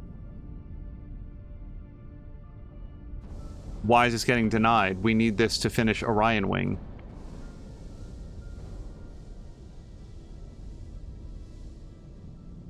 Yeah, I would feel bad about, like, not finding the way in.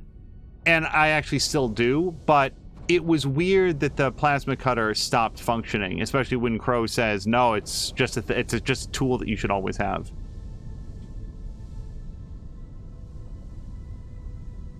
I'm trying to, like, check around these corners and stuff past the luggage.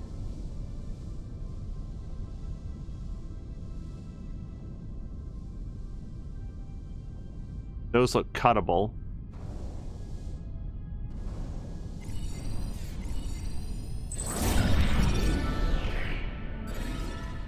Though operational, the Pearson space station was never completed. Sarah and Rolf oversaw construction of the final wing until Lunar Council member MacArthur suspended shipments of material such as this panel, diverting all resources to a classified project on the moon.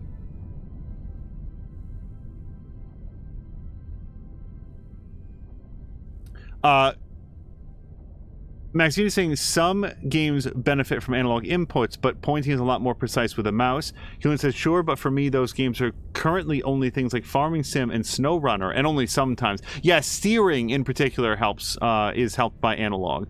Maxine says, Farm Sim is a controller game for her. It doesn't have enough buttons, so I need the keyboard for some functions. And Keelan says, no controller has enough buttons for Farming Sim if you have a few mods, except for possibly the Farming Sim sideboard. So this looks like it's the color of it. I want to see if... No, our plasma cutter is offline again. Okay, I'm pressing on the D-pad. And maybe it doesn't work in here. And also maybe you can't actually cut those, so it doesn't matter.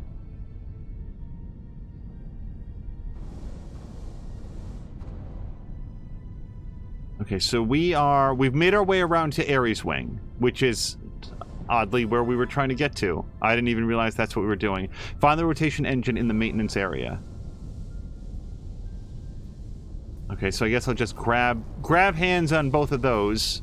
Should be fine. We'll Frank Grimes it.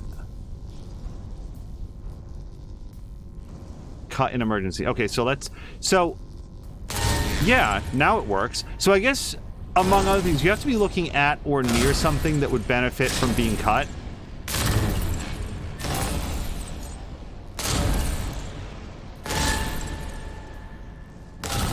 But yeah, aiming like this, if I did it with mouse and keyboard, would be somewhat faster.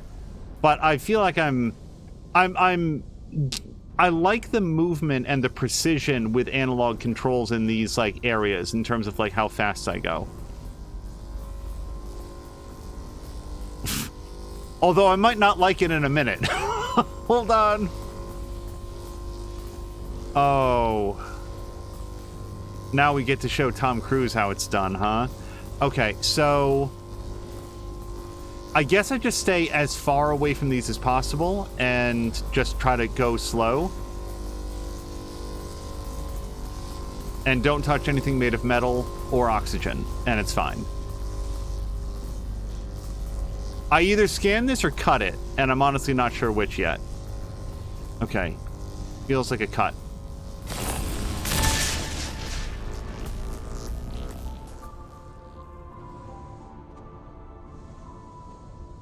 Okay. Man, it's gonna bother me. I was really proud. I didn't talk about this at the end because I honestly had sort of forgotten in all of the everything. But the last game that we finished before this one was Subnautica Below Zero, and I made it all the way through that entire game without dying once. And make no mistake, if I'd played the if you die, you're dead mode, I absolutely would have died like 40 times. So it was just a matter of getting very, very lucky at points, but still, it felt good. I have no idea what I'm looking at. It's not a bug. It's water? I think it's water. Oh, that's awesome. I don't know why it's not being moved around by the fan, but I think they're droplets of water. I don't know why I think that. I don't know where the water would be coming from.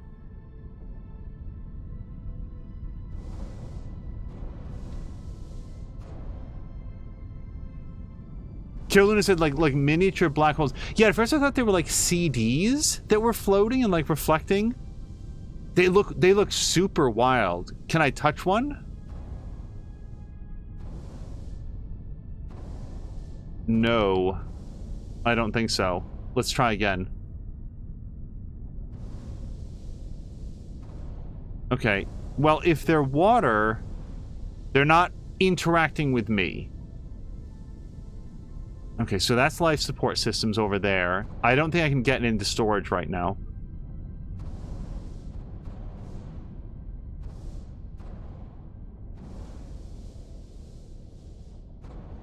They look super weird. The reason that I thought maybe they're water was because it's like, well, what would be in space that's doing this? Provide power to the station rotation engine. Jab says I sort of feel like a game like this should kill me a few times. I agree, and that's why I would like take pride in not dying. I did it! Except now I'll never be able to say that, because I did in fact suffocate into space. Everyone on Earth died in a dust storm because I couldn't figure out how to go a few extra feet, and my plasma cutter conked out. So, let me look here. We have a power cell. I don't yet know if I want to remove it. Let's take stock of what we have before we start making changes, because we've got 2 more. It looks like we need a total of 6 to power up the rotation engine. That's the way that I read this. Also, we've got this thing, but I can't interact with it. It's a plasma cube. Okay, those are not relevant. We do have a light here that tells us what's up. So I guess I'm going to take this and see what happens, what breaks, and what stops working.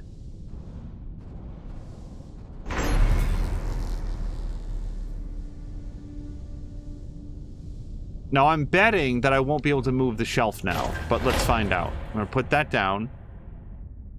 And then I can't interact with this. Oh, okay. This... So I can cut these. I don't yet know that I want to. And there is another power cell back there, so I've just decided that I want to. Let's try not to cut the power cell while we're doing this, or else we'll have a hard space shipbreaker situation. The designers of this game have no idea how many hours I've spent carefully blowing myself up in derelict spacecraft.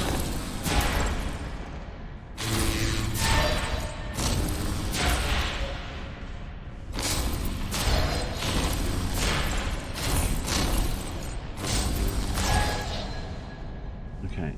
Again, I probably didn't need to do all of them, but...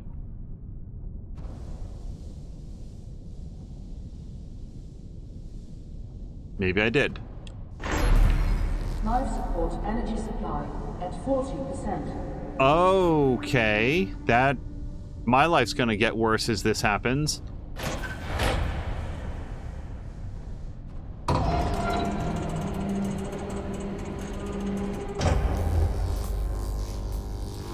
Alright, sorry. Time out for just 1 second.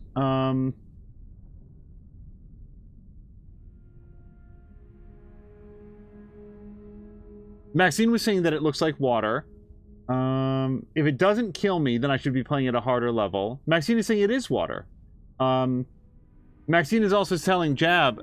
sorry, Harmonious Crow was saying... okay, sorry, there's a few different comments in here. Harmonious Crow was saying it's water. Maxine is saying you should play My Summer Car. Crow is saying I think it's kind of a way to show you that the gravity off. And that's all water. And I'm honestly fine with the water not like splattering around. Oh my god! Maxine finished the no revival mode in Shipbreaker? Congratulations. So I was about to ask, do you think that I should move all of the cabinets over and get the last ones first if the life support is going to kick off? But we can't actually do that because if you notice, I can't move this one. So... are you kidding me? So here's what I think is going to happen. When I pull that, the oxygen is going to cut out, and then I'm going to feel panicked and try to get out very quickly. I need to resist that and just do it slowly. Ugh, this is not going to be fun. There's no health meter. Oh, shit! Okay. I was about to say, there's no health meter, so I'm assuming that any contact is lethal, but no, turns out not.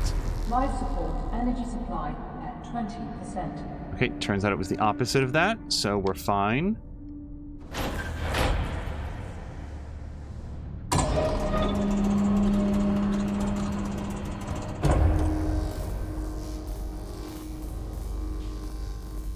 I guess I cut those and then turn the wheel, because I don't actually see a power cell in here.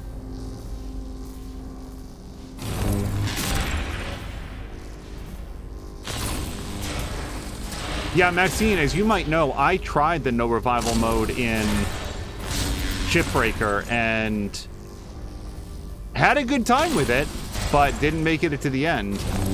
I think it's one of the only permadeath modes, like in a game like that I've ever tried. Because I really enjoyed that game. Oh, there is a power cell in there. Okay, well, sure, game, whatever you say.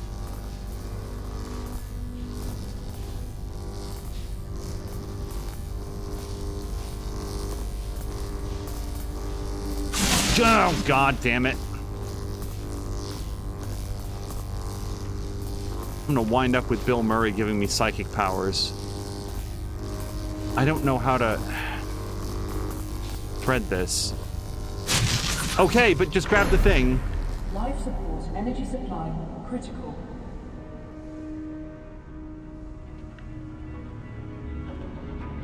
B, go down.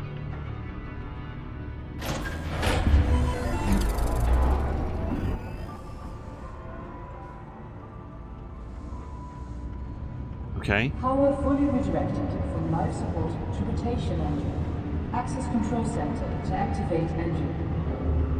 Life support failing.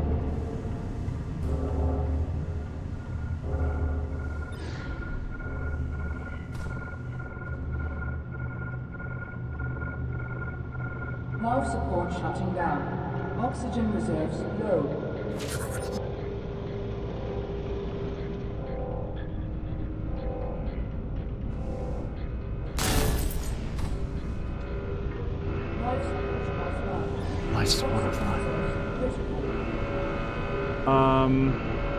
Sorry, where specifically am I going? Return to the control center in Liber Wing.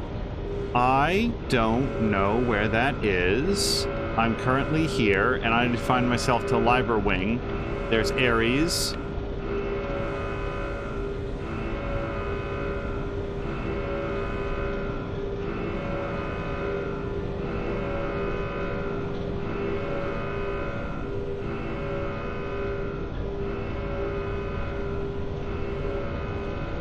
I want to say within the last week or so. Sorry if I'm not. It might be a little bit difficult to see chat right at the moment. Life support offline. Oxygen reserves nearly exhausted. Yeah, I'm working on it. Room quarters. Sleep quarters. Control center. There we go.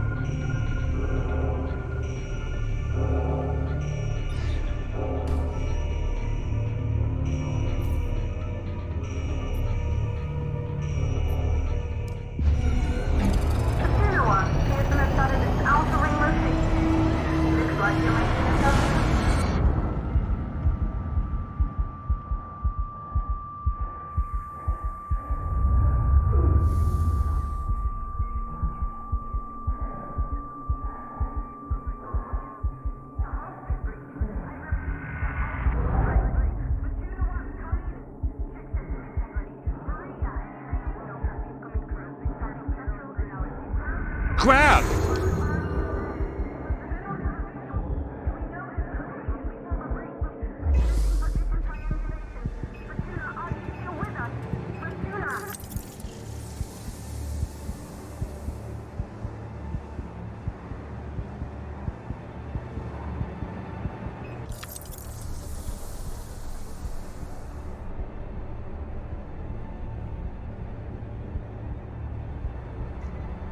Deacon made a very wise decision to not get spoiled on this because I am extremely engaged right now. Okay, but don't hit things. I'm full on up on the controller, by the way. And I'm just trying to get my way towards anything that looks yellow.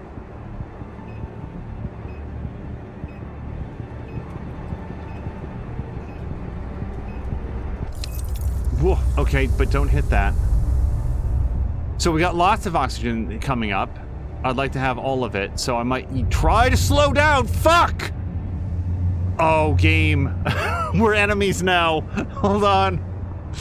Can I try to cut this open?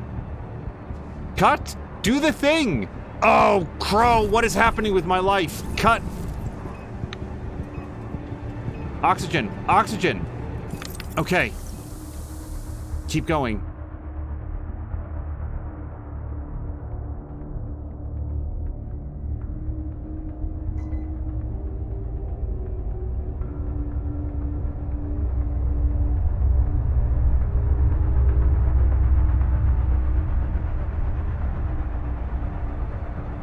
I think I see something over to the left a little bit, so I'm going to try to go over here.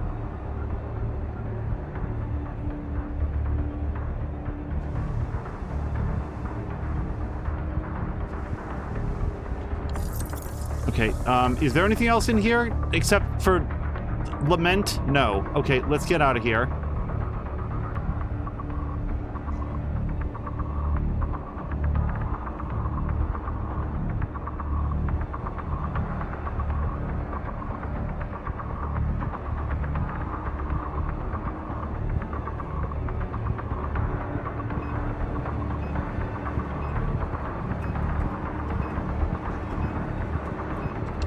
Oh, so much X.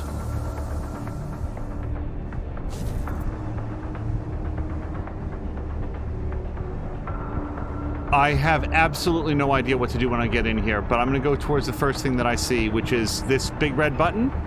That's probably good, right?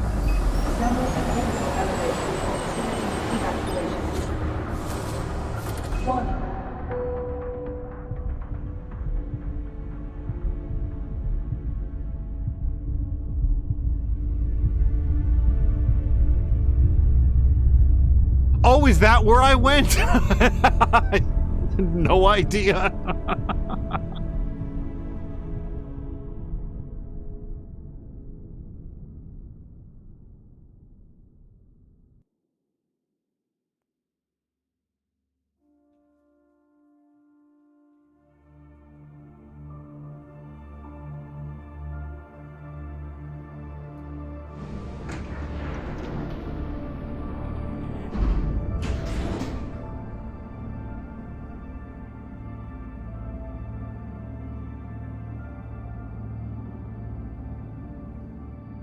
Oh, this is me. No, it's not.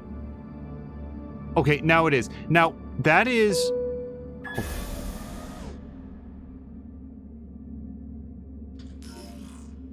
Okay. Retrieve an ASE unit to gain access to the MPT control center. So, Jody K is here. Special Joey saying, how much is this game? Let me catch up on chat, because that was a lot all at once. Hello to Jody K. Also, thank you for the Jeremys.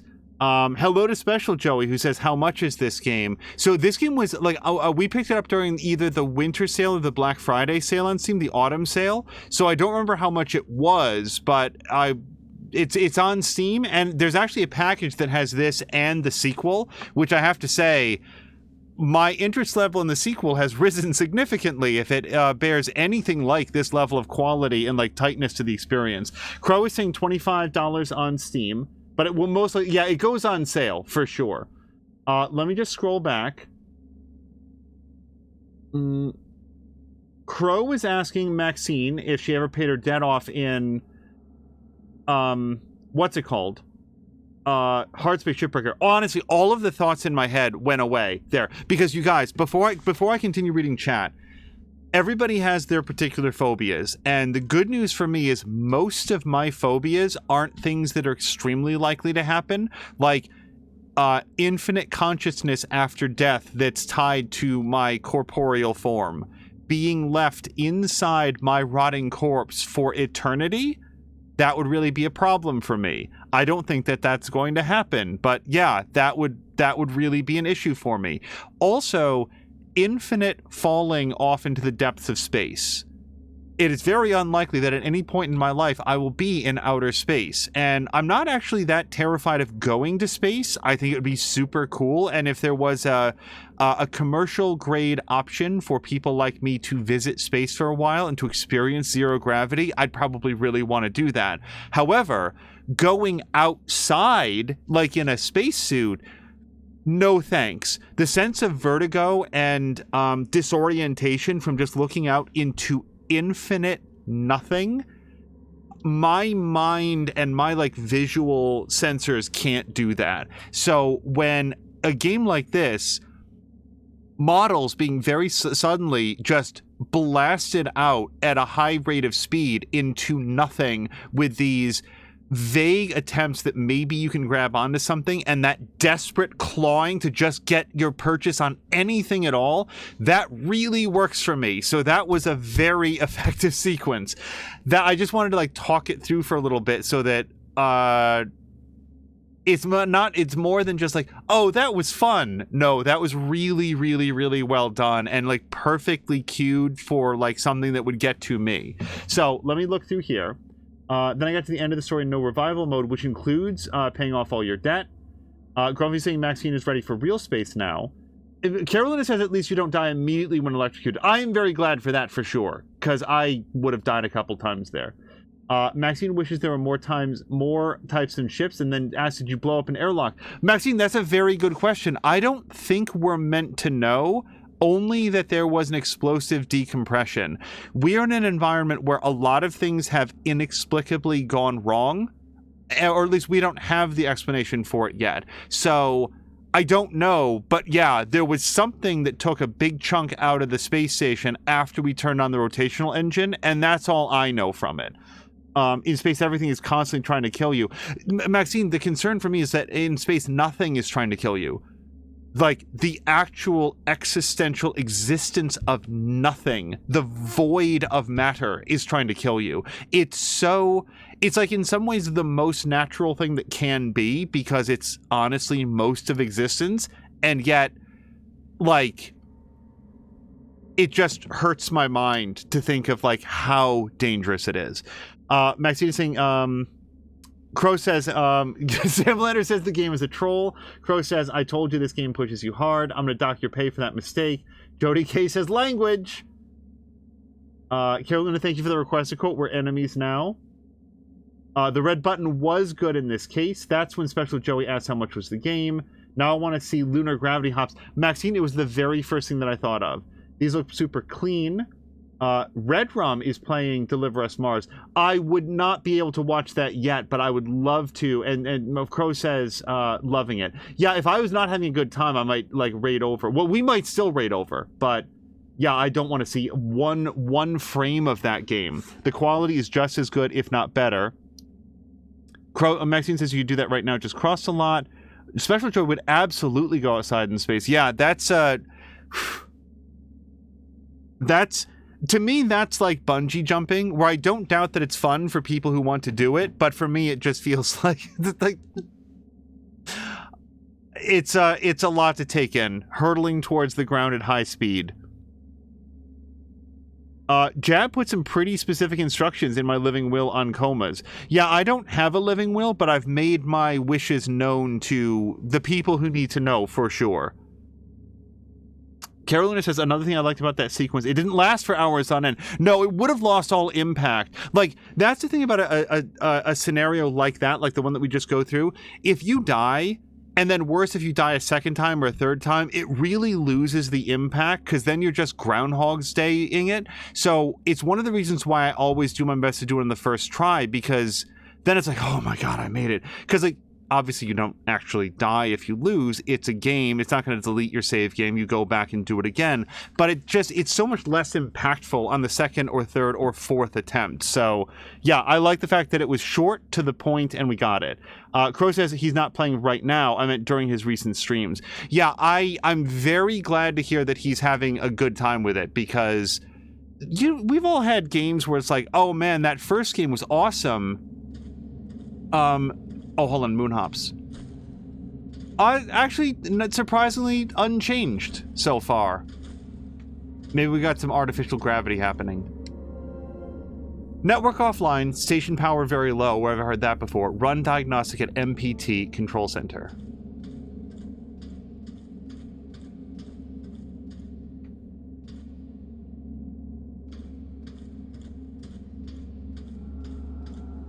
Yeah, as far as I know, I heard about this game for the very first time. Did I just make a complete loop? Or am I just 180 degrees around? Whoops. Open doors.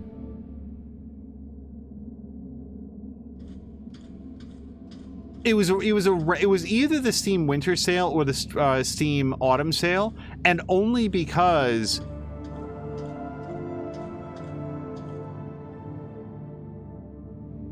there's some sort of monument down there. You know what? I'm gonna bet it's to the accident that happened.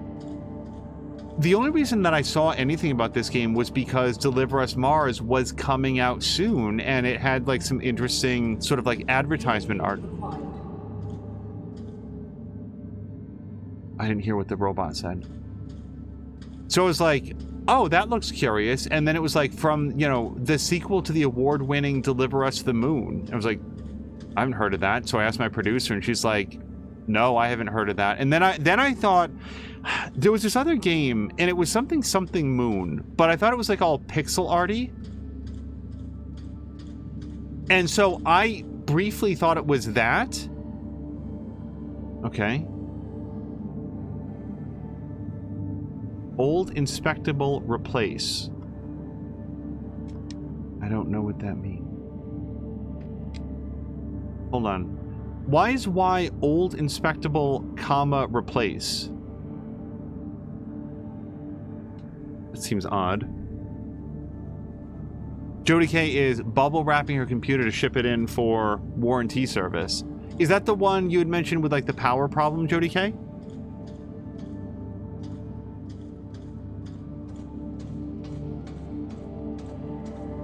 Yeah, I want to show... Oh, hold on. Hello? Hello? It seems empty. Where is everyone? I have no idea. I've never seen the base like this. Is Alex getting any heat signatures? No, nothing. This can't be right. I'll go downstairs, see what I can find. Sarah, we'll figure this one out. And thank you, both of you, for saving me when the blackout hit. I know Expedition team, you must be at the surface by now. Remember, you only have 40 minutes down there. Copy that, Pearson. Don't mention it, Rolf. Can you check out the control center and see what's wrong with the MPT? Will do. Keep your comms on. I'll update you when I find something. Wait, I'm so sorry that I want to listen to this again, but Sarah is with Rolf, and then was it Alex on the radio? Hello? Hello? It seems empty. Where is everyone? I have no idea. I've never seen the base like this. Is Alex getting any heat signatures? No, nothing. This can't be right. I'll go downstairs, see what I can find. Sarah, we'll figure this one out. And thank you, both of you, for saving me when the blackout hit. I know Expedition team, you must be at the surface by now. Remember, you only have 40 minutes down there. Copy that, Pearson. Don't mention it, Rolf. Can you check out the control center and see what's wrong with the MPT? Will do. Oh, Keep your you can... comms on. I'll update you when I find something. I didn't know that you could still walk around while that was playing. So, wait. So I might be turned around on who some of the characters are. And this is me talking it out. I'm not looking for explanations. Rolf asks Sarah, is Alan picking up any heat signatures? And there's like a bleep bloop, and she says no. So Alan might be her ASE. And it's Alex? Damn it. What does he say, Alan or Alex? I think he says Alex. But I thought that there was like a name patch upstairs for Alex. Upstairs is what I'm referring to Pearson Space Station now as. Alex, not Alan, says Harmonious Crow. ASE required. Oh, that's what it was. ASE required. Okay. So I think that Alex is probably her thing, but we also saw like a name patch for an Alex upstairs. Maybe it was just like a piece of shell. I thought it was like a patch off of a suit. Jody K says, no, that one's out of warranty. This is the replacement. I forgot it had a Wi-Fi card Tuesday morning and couldn't get it to recognize even with the Nacer tech support resetting it to factory. That's frustrating. Required. All right. So that brings us over here. Oh, and by the way, Dr. Teflon said that looks like a debug thing. Yeah, I feel like... I'm just curious, by the way, if I switch to mouse and keyboard... Yeah, it's not there. Look. Oh, wait, this is a different object. I'm glad that I did this by accident. Dear Sarah, I found this book and thought you might like it. Please accept it as a thank you for all the emotions you programmed into my ASE. May this book inspire you to program many more. With kind regards, Rosa Laverde. Now, when I see this, the very first thing I look for is it handwriting or is it a font? And unless this person is able to make every single O identical, this is a font. Now, that's fine, but I'm just saying that, like, one of the things that... Anytime that I see that it's actually... F to back. That it's actually a... Yeah, look at that. Even with mouse and keyboard, why old respectable replaced? Anytime that a game developer takes the extra step to actually do handwriting on that, that's like a +5 in my book. I'm always impressed when they do that. I understand why they would just use a customized font. It makes it way easier. There's way less to, you know, scan in and do. But that's why I respect it when they do the effort.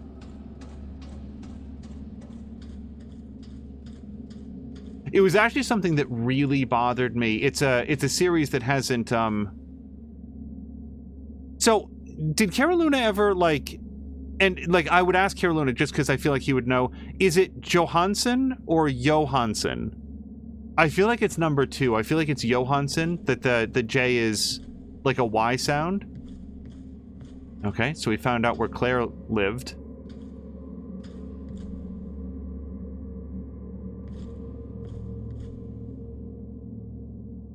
Is that a poster of the moon? I mean, I guess people put up posters of trees on Earth. Priscilla Flowers, 5 lessons to make you a perfect parent. And you can tell from the cover in the book that she herself is a perfect parent.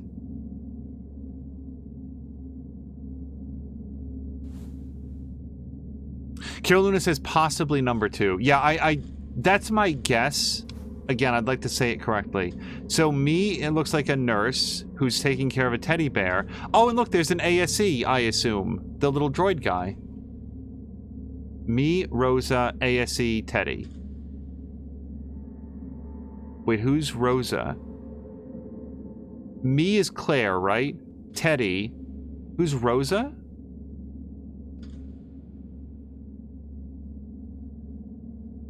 Rosa might be the ASE, but that doesn't... We're going to continue looking, but I feel like there's a 4th person that isn't... Oh, wait, what if Rosa's an invisible friend? Okay, so the little girl was on antidepressants, apparently. It's not that it can't be, it's just... I guess it makes sense if you're... Well, like her mom died and stuff, like I could get it. Oh, this was 2 people's bedrooms. Okay. Isaac was devastated when he learned of his wife's death in a dust storm on Earth in 2049. Unwilling to keep his daughters exposed to Earth's worsening conditions, he summoned them to join him on the moon. Claire refused out of concern over Kathy's health and looked after her sister until Isaac exerted his influence to gain legal guardianship over Kathy. Kathy was brought to the moon soon after. Okay. Yeah, like, I was... When all the toys were over here, I kind of assumed this was Claire's bed, and yeah, it would be really big for a little girl. And then I saw the parenting book. I'm just wiping my feet all over this person's bed. I saw the parenting book. It's like, that's weird to have in the little girl's room, but no. Looks like the little girl actually... This was their room, but little girl slept over here. Also, I could call her Claire instead of little girl.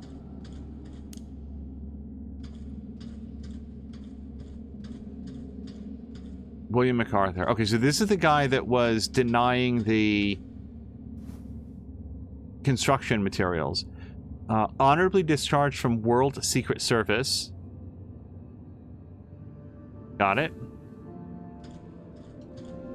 MacArthur, brief update. The evacuees from Tombaugh are settled in. MacArthur, the bedlam at Tombaugh can never happen again. I'll have no part in that. Isaac Johansson, Lunar Council. Isaac, good, then we begin soon. Time for them to make a decision. Remember that no leap forward has ever come without sacrifice, Isaac. Survival comes at a cost. Soon the events at Tombaugh will be just a faint memory. Time to leave all of this behind. Okay, so we've got some bad thing that happened at Tombaugh that had some evacuees coming to this station.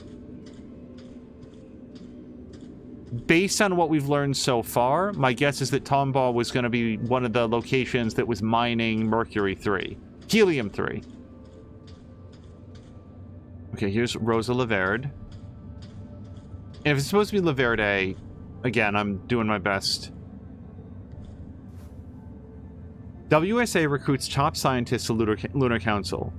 In preparation of its impending mission to colonize the moon, the WSA has filled the ranks of the Lunar Council. Established to coordinate WSA efforts on the moon, 2 seats remain unfulfilled until top scientists Dr. Rosa Laverde and Isaac Johansson were awarded the position. Laverde and Johansson were chosen personally by William MacArthur, who has a lifelong history in overseeing complex international security missions across the globe and was recently appointed mission commander to the lunar expedition. As head of the Lunar Council, MacArthur is to lead the colony together with Laverde and Johansson.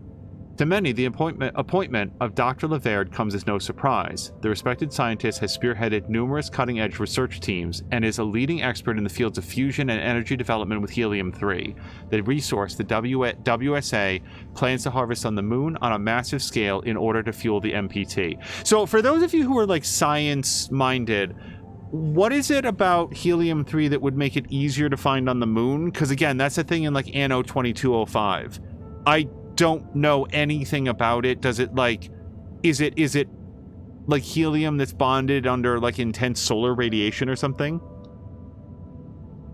Wait, Kathy was the little girl? Oh, right. Claire was the older sister. Okay, thank you, Crow. Operating on the borders between architecture and technical design, Dr. Johansson is renowned for the eponymous Johansson settlements. The settlements, designed to withstand the harsh conditions of the equatorial desert, have given Johansson unique insight into construction in physically hostile environments. It is believed that their joint knowledge and experience will prove vital to the colonization of the moon and the establishment of the MPT, the vast network meant to generate and transmit energy from the moon to the Earth. Also, for that matter, does helium-3 exist, or is it like a sci-fi thing?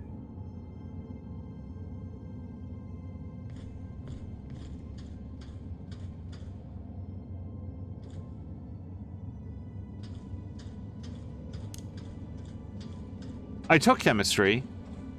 I was very bad at it. I think I've talked about this in the past, but oh boy, that is bright and a half. Speech, Crossroads, Tombaugh, Earth, the best and the brightest, the new age, outward.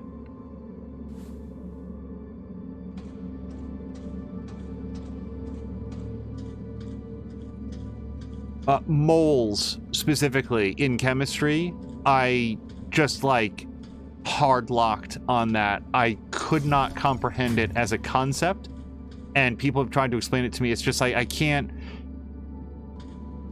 work it out, and it makes it really difficult to work in chemistry if you can't understand, like, the foundational principles.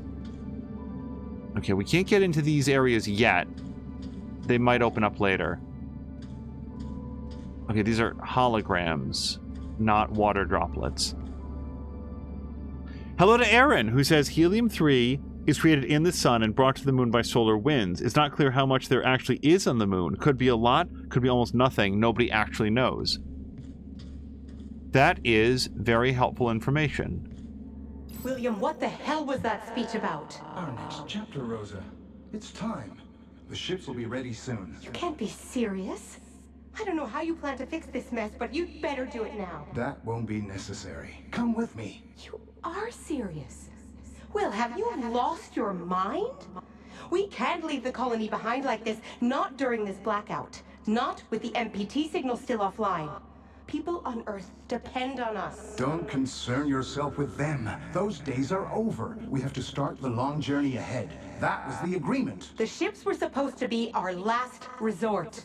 We didn't give up the first time, and we're not giving up now.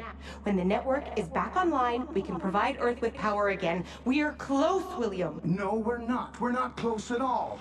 If you still think we can power the entirety of Earth with the MPT, you're more delusional than I thought. We have one last hope, and it's outward. Now get ready, because we're going. I'm not leaving, Will. Not like this. I'm not asking. Get her on the ship. What? Is this really...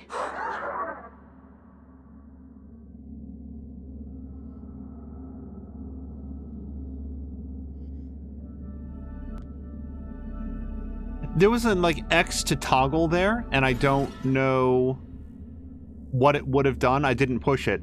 After an ominous speech, Lunar Council member William MacArthur comes to collect his colleague Dr. Rosa Laverde for a mysterious journey. Outraged, she refuses to join him and contends that the MPT and Earth can be saved. MacArthur doesn't take no for an answer and forces her to come with him. Recorded 2054, 4 minutes after the blackout. So, based on the information that we've collected so far, it seems extremely likely that MacArthur decided that this whole MPT thing wasn't going to work out, and maybe the secret construction project that he was running on the moon was an interstellar craft designed to leave Earth and bring all the colonists someplace else. That's my best guess when it's talking about outward. This place is doomed. Let's just leave and go find someplace better. If true, he really seems like a fucking asshole, because, like, nuts to this, I'm just leaving.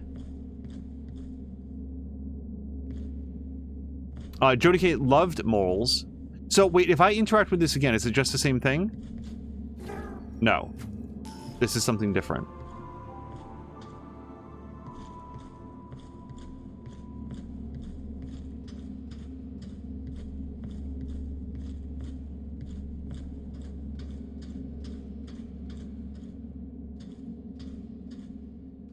Okay, I can't apparently go this way. Hardware malfunction detected, maintenance required. Yeah, that's true. So, I guess I need to go get this fixed someplace.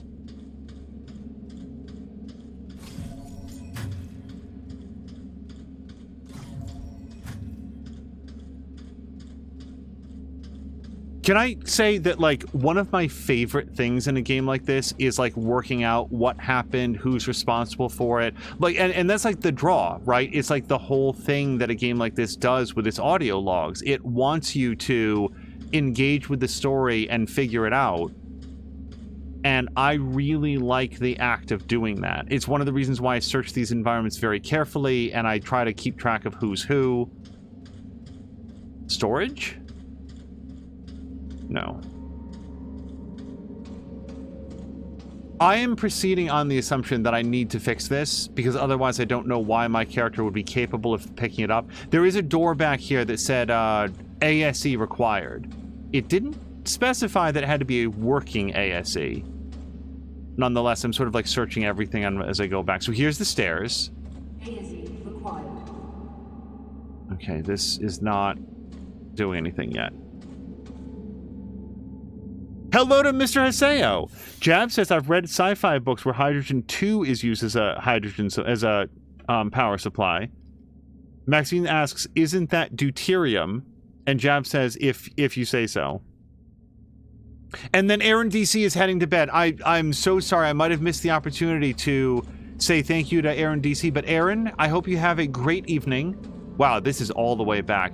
Guys, I'm concerned that I might have, like, really come the wrong way. Which is fine. You know, it's an honest mistake. Clearly, I was supposed to do something with this. Watch the repair bench have been right in the same room.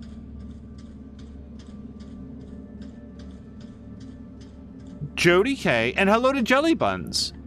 Jody K is saying, is Sam Lander still here? Because I'd love to do, like, shout-outs for... I know they did one for Patikin, but for, like, Jelly Buns, for example. Jody K saying it's been a bajillion years since I took chem, but I took an AP chem in high school. Did okay. Did didn't score well enough on the AP exam for college credit, and then took inorganic 1 and 2 and organic and biochem in university. Isn't like organic biochemistry like incredibly difficult, Jody K? That's what I've always heard. Like, and when you get easily stumped by regular chemistry, it's hard to imagine something harder than that. Aaron is still brushing his teeth. Well, Aaron, thank you very much for the information, and I hope that you have a great evening. I am very glad that I came back. Look at that. That looks great.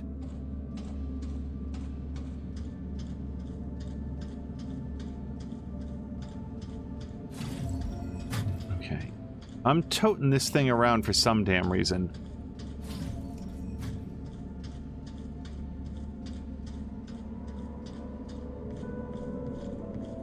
Or what if I'm not? What if I've just like... all we can do is put it back? No. Look, we can't even do that. Okay. Don't tell me. We're gonna figure this out. It's gonna be very embarrassing when I figure out what this is meant to do. I feel like I only checked one door. Okay, I can't get back there.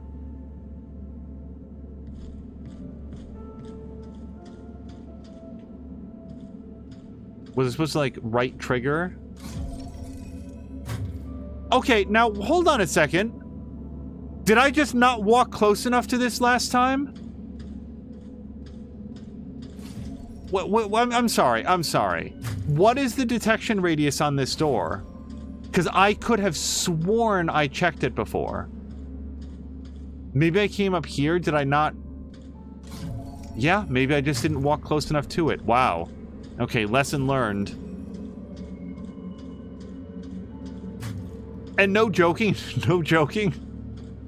When we went out grocery shopping earlier today, went through so the real cold snap has hit us now in our neck of the woods.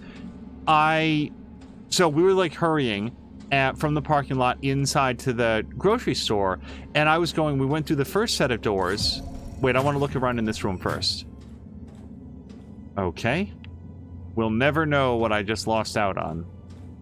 Anyway, the second set of doors just, like, didn't open very quickly. Like, the motor was broken or something. And I wound up stopping so abruptly that, that my producer bumped into me from behind. And that's gonna make it sound really bad about, like, well, wait, why were you going ahead if it was that cold? And it's because it was... It was that cold. We were running. 76 here today, says Jab. Jab was saying it was... Wait, Jab... Oh, there's so much. Jab took business in college and filled my science requirement with anthropology. It was commonly referred to as a football science course. Was going to Ohio State. See, anthropology I really liked. Human sciences I'm very interested in. Sciences, I tend to not do so well. Jody K says, she also loved anthro. Took it for some requirements for her degree. But yeah, it was just a case of, like, what suddenly reminded me of that was the stupid door not opening for me in the game. Apparently that's the theme of the day. Thank God my character thought to pick up this ASE. Because if I was in their shoes, I wouldn't have known to do that. Place ASE in the repair dock. Initiating ASE maintenance protocol. Running ASE hardware diagnostic. ASE connection to Moon Hub facility network failed. ASE network access port status defective. Component replacement is advised. Okay, so we need 2 more components. We found one of them. Yeah, I think that once we find the items, the rest of those instructions will be more useful. Isaac Johansson, this place is locked.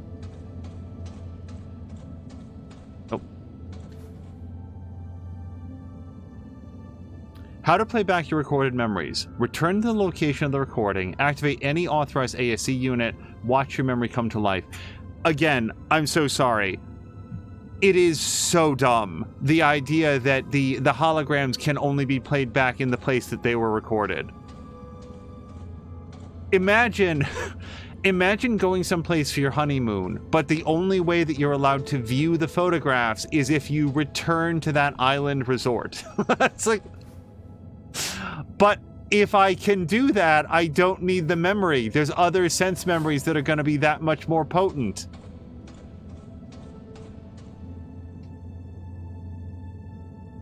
Okay. I assume these are parts that I either already have or are not relevant to the repair of what I'm now calling my ASC. Jody K says, I did miss her, oh gosh, hold on. There's a couple things that I just want to read through here. Jody K said, yes, she made C's in organic chemistry. Still, that's a damn sight better than I could do. Jellybun says, and now the housemate might have come down with something, so I'm staying in our little apartment upstairs as much as possible, because if I catch anything else, I'll have to go to the hospital. Jody K, sorry, Jellybuns, I'm very sorry to hear that. I think that you're making a wise decision to try to stay as safe as possible.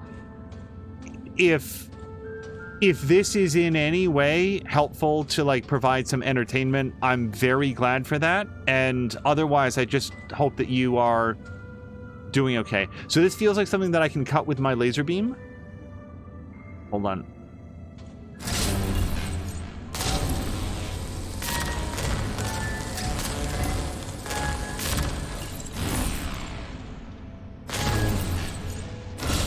I must have been doing something weird with the laser beam before. Oh, that's... So that looks... I have to say, this really looks like an ASE-sized tube. So I think that this will be very helpful soon. Oh, that's an ashtray. Hold on! Were people smoking cigarettes on the moon? They have very advanced... I'm sorry, I'm gonna be distracted by that for a second. Very advanced air filters. Good work, everyone. I guess if somebody is some sort of, like, a legendary, like, best in class habitat engineer or something, and their particular vice is that they smoke, you might have to make accommodations, but otherwise, you've really got to be the Wolverine in your particular class in Toggle.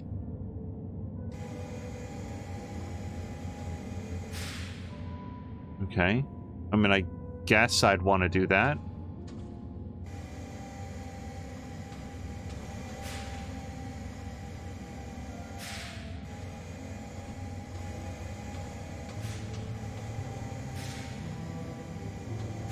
Nothing.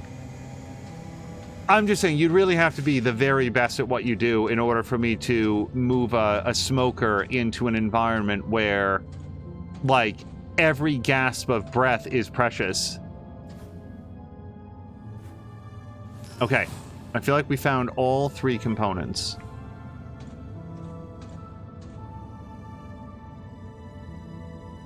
Maxine would have hoped that smoking would be a thing of the past in the future, especially indoors. Are they serious?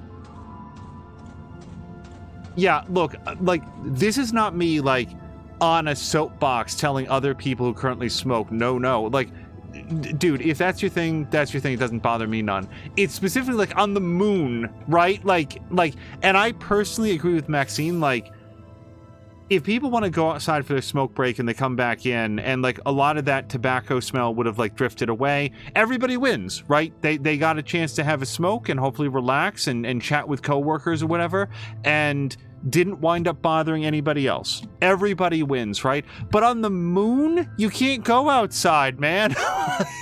It tends to put your cigar out. Okay, so we've done that. Place network parts on table. Did it. Replace network component.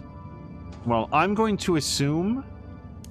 Oh, that's me doing this right now. Network component. Do I know which of those this is? Let me choose this one.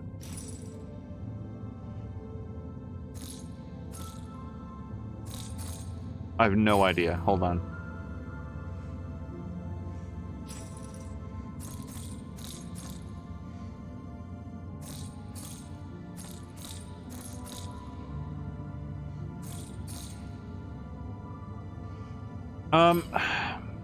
Can I look at these, by the way? Oh, I can.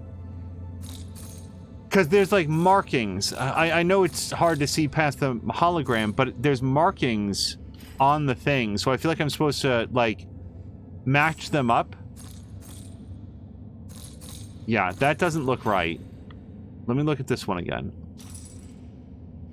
Right, okay, so yeah, so the markings are here. So it goes like that, right? Upside down T. Yes. Place. Okay, so we've got that. Now, this middle one has like a notch on it, so I kind of feel like that's the one that goes next. Because it would line up... right there. Place. No. So, like, it's like... Wait, hold on. See at the top there? That notch? I thought that went in. Oh, maybe that has to go in first. Hold on. Maybe that has to go in first. Can I... Oh. No, I did it right. Okay. Did I? That doesn't feel right.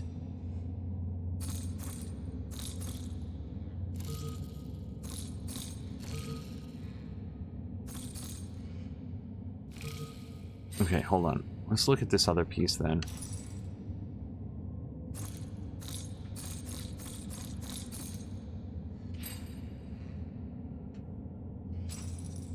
Okay, so here's the thing. See how that hologram is blue? It really looks like it goes in there, and I need to remove this other part. So, can I do that? B? No. So it feels like that part must go in. How would this ever go in, though? Because it has to go in past that notch, and there's no way to do it. Wait. Wait, sorry. Right, this can't...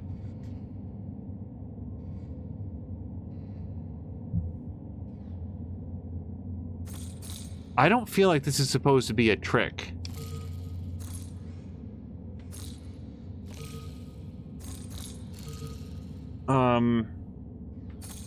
Oh, does it go in like this? No. Like that.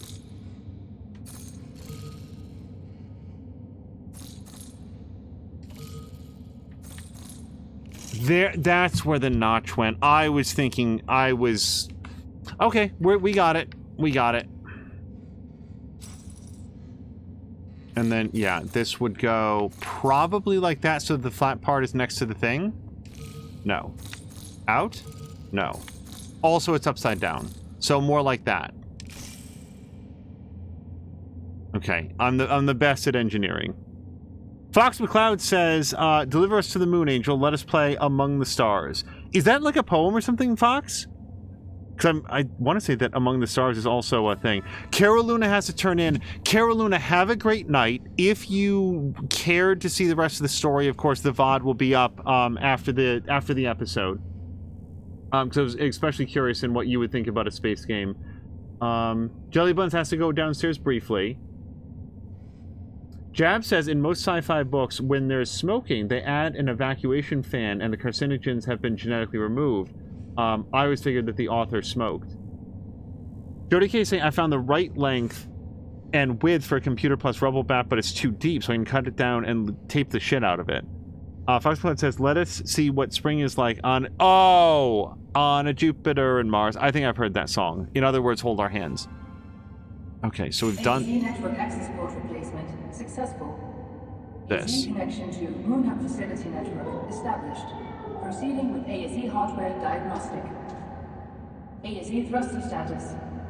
Defective. Full thruster replacement is advised.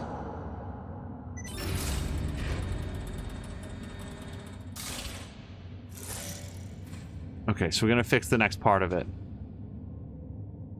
Place thruster parts on table. And since this door just opened, and there was like another bin that we opened up. Okay. So there might be parts in the previous chamber as well. I was looking at this to see if there's like a lock that I should shoot with my laser, but I don't see one yet, and I don't want to shoot my laser at random things just now. Assuming that I even could. It seems like the laser's actually pretty locked down, but... Hi, Isaac. I know you're busy, but could you install, I don't know where I got the word lend from. Could you install a new module to my ASE soon? Lead engineer Sarah Baker from Pearson Station has designed an additional emotion module that seems fascinating. It'd mean the world to Kathy too. By the way, another plot thread that I'm tracking is that Sarah Baker was teaching the ASEs to exhibit human behavior and emotions. A lot of times in science fiction, teaching robots to process human emotions doesn't go super well for those involved. So I'm paying attention to that. But right at the moment, it really feels like William MacArthur said, screw everybody else, screw however many billions of people live on Earth, we're in it for us alone now. Anyway, hi Rosa, I apologize, but pressing matters at Tombaugh require my full attention for the next few months. Besides, you know how dearly Kathy wants an ASE of her own. She hasn't stopped asking for one ever since you showed her yours. How are her growth results? Signed, Isaac. Hi, Isaac. Of course, our duties come first. As for Kathy, I need to be honest with you. The test results are in, and she's not growing like a girl her age should. I worry for her health, Isaac. Maybe she was better off on Earth after all. Please at least consider the program. Isaac writes back, Rosa, you know that she'd be no better off on Earth than here. I'll think about the program. Thank you. You mean a lot to her. So, yeah, now we're learning something new. The program. Okay, just a pile of stuff. That's the first that we've heard of the program. Oh, that was it. The thruster components. I was thinking of something larger. So, again, we have Rosa. So, I'm still curious who was me then in the previous thing. I thought that me was playing doctor or nurse, but that's not the case. Because Rosa, that looks like Rosa is probably the nurse, and then Teddy and Daddy, and then the ASE. And they all live on the moon. Mommy is in heaven, and Claire is back on Earth. Rosa. For Daddy from Kathy and Teddy.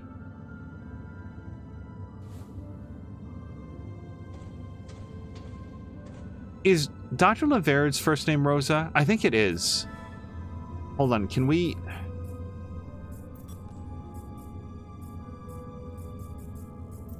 No, we haven't found that yet. Sorry. Can I not listen to this? There we go. Malfunction.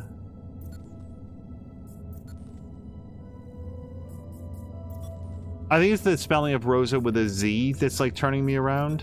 Outward. Data recovery. Yeah. Okay. So far I've done a good job of missing something. Young Claire Johansson claims WSA competition trophy.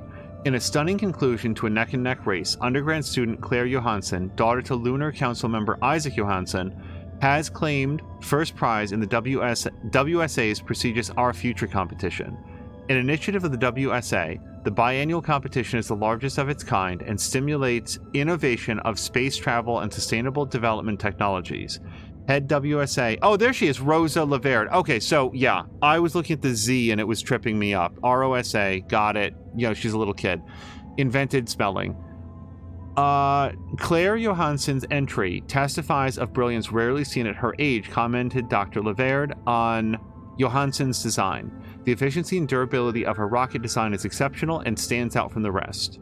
So clearly she's played a lot of Kerbal Space Program herself. As part of her prize, Claire Johansson has received an open invitation to join lowercase d Dr. Rosa Laverde's research team on the moon, but in a remarkable turn of events, young Johansson has expressed no interest in joining. Unprecedented. Dr. Laverde remarked. Seems a little presumptuous. How dare she not want to come and work with me? Okay, so let's go install the thruster parts. Jelly Buns is back and says,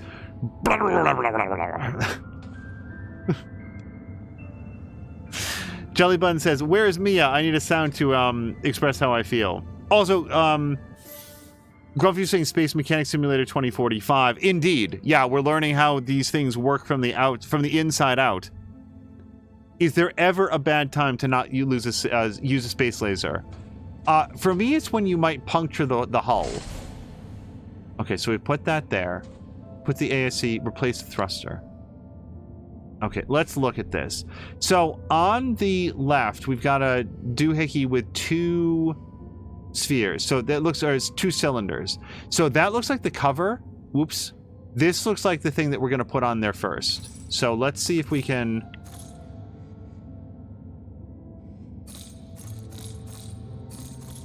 Really? Okay. I mean, I really thought that that was going to go there, but... Nope. Okay. So then we're going to do this one instead.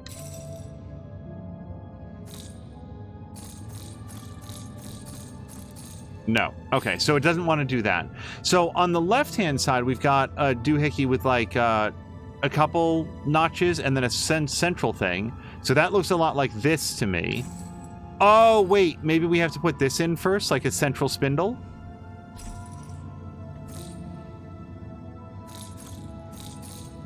I don't know if it matters. Okay, now maybe we can do this part. No, it really doesn't like that part. How about this part?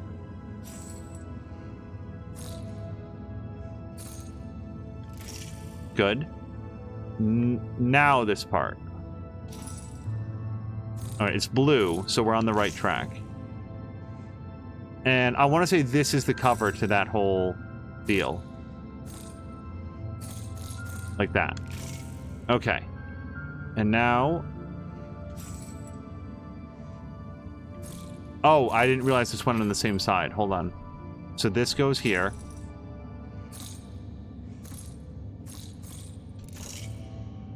And then this goes on top.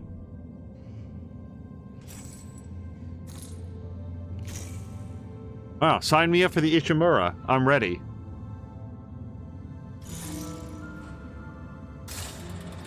Oh, there's a little diagram too.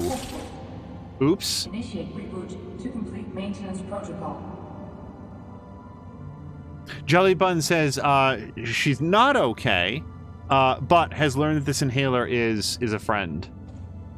Initialize ASE reboot. I bet we do that from down here.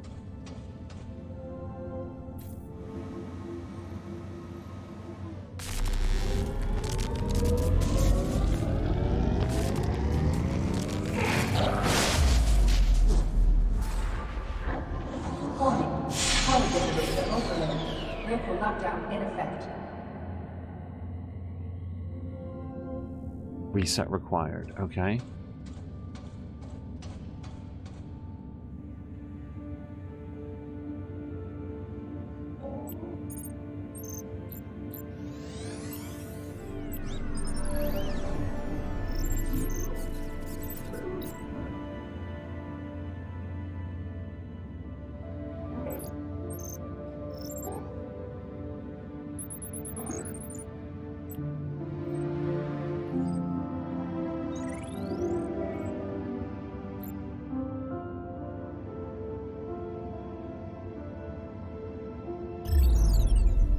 Oh, neat. Okay. Well, we already have a good sense of where we wanted to go. Remember our ASE-sized duct?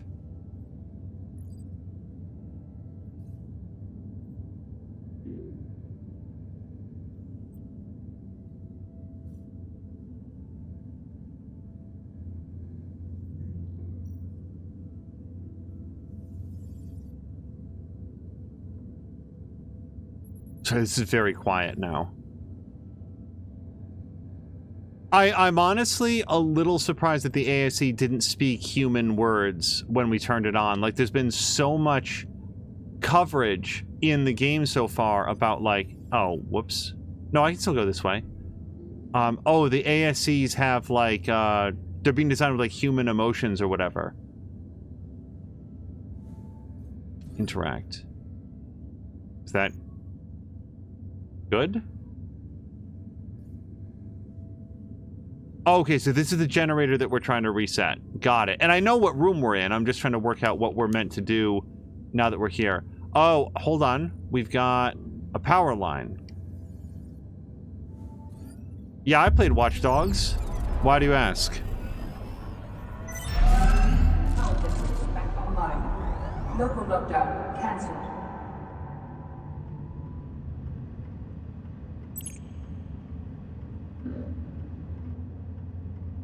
I know this is a like a ray tracing thing, but the lighting in this, for all I know, this only does like ray trace reflections, but the lighting on things is really good.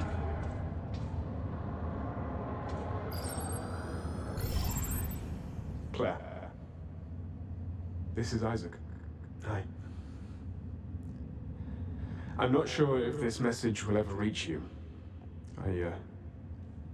I don't think it will. But I'm trying anyway. We haven't spoken since the argument about Kathy.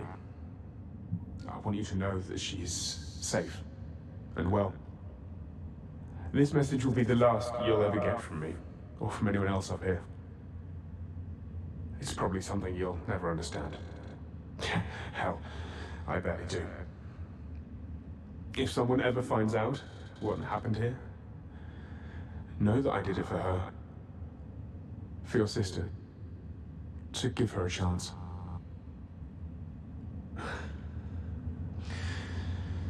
But you'll do great. You'll do great things. Take care. And, I love you. I wish I'd said that more often. Back when you still called me Dad. Goodbye, Claire.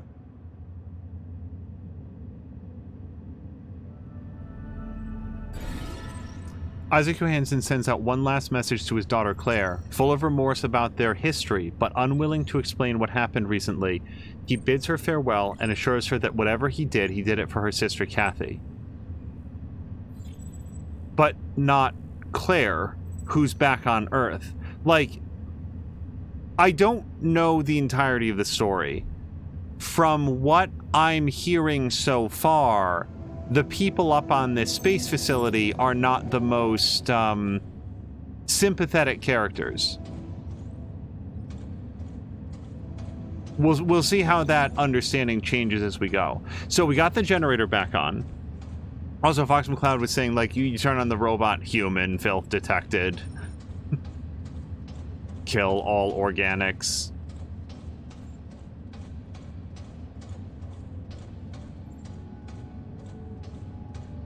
Alright, I feel like we've already done this, right? Yep, we've already done that. And now we've got our ASC. So we're gonna continue to look around. Like, there was like a... I don't think it is anything, but there was this little, like, container back here that we had opened up. No, that's just spare doodads.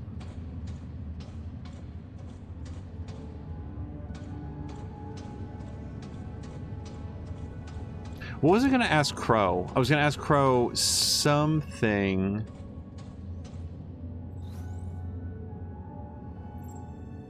And now it just completely flipped out of my head. I was gonna ask Crow.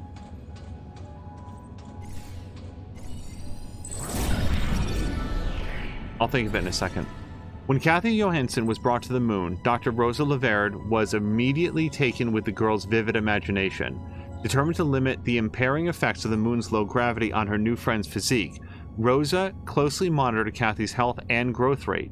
Despite Rosa's good care, Kathy's health deteriorated rapidly during her stay on the moon. Isn't it like, doesn't the Expanse have, Like isn't it an element of the Expanse, like people who live in very low gravity environments are like extremely tall and thin? Because it would make sense if you don't have gravity sort of like holding you, you know, kind of compressing you all the time, your body would develop a lot differently. Even if you really put a lot of effort into maintaining muscle tone and stuff that real world astronauts struggle with, your limbs would grow differently because there's no Martians, says Sam Lander. Yes. Dr. Red the Green, that's a name. Was that something in here, Jelly Buns, or something else? New tech personnel arriving soon. Oh, were these... When I see something like this, my very first thought is Kickstarter backers. Just like a list of people that, you know, kickstarted at like a high level. Doesn't have to be that, but yeah, this just looks like a list of names, including 3 members of the Udding family.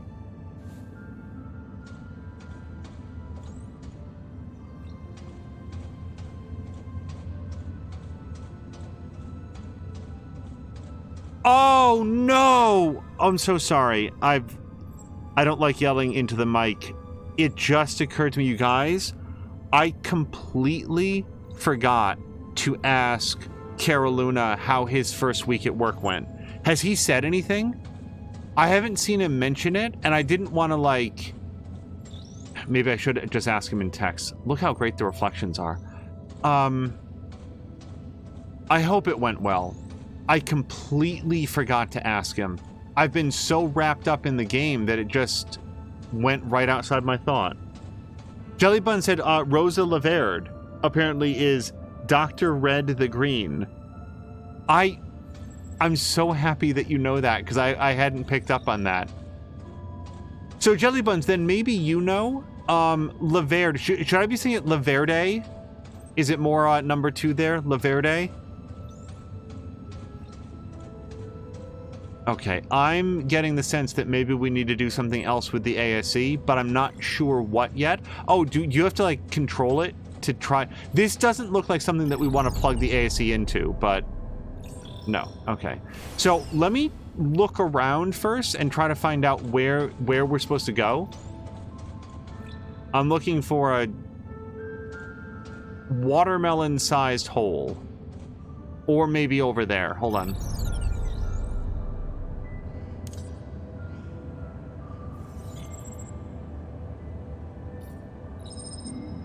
That's how I would say it since her name is Rosa. Okay, I will adjust to Laverde. Oh, that's not a ladder. That's a shelving unit. Oh, hold on. Wait, where does this black pipe go?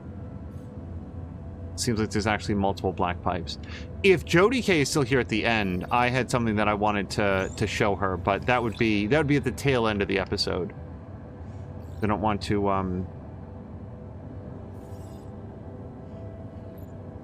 pause the game for a long time to go do something else.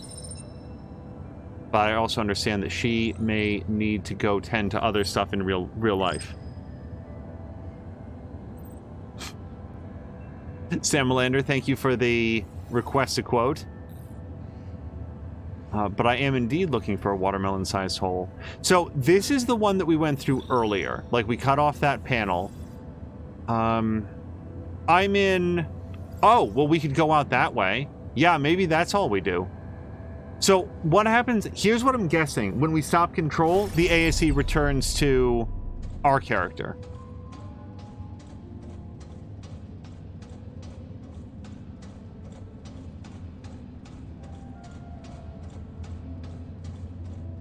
Grumpy says, that's the kind of idiot I am. Interface.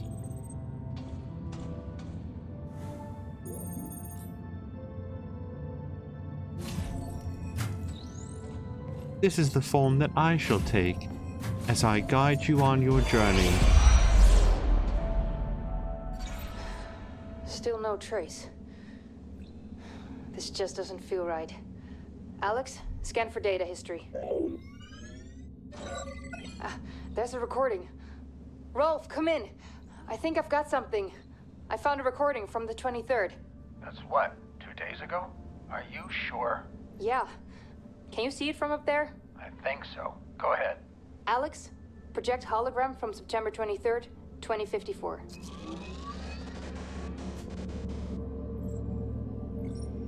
This isn't just the Moon Up crew. There's too many of them. These are Tombo evacuees. How do you know?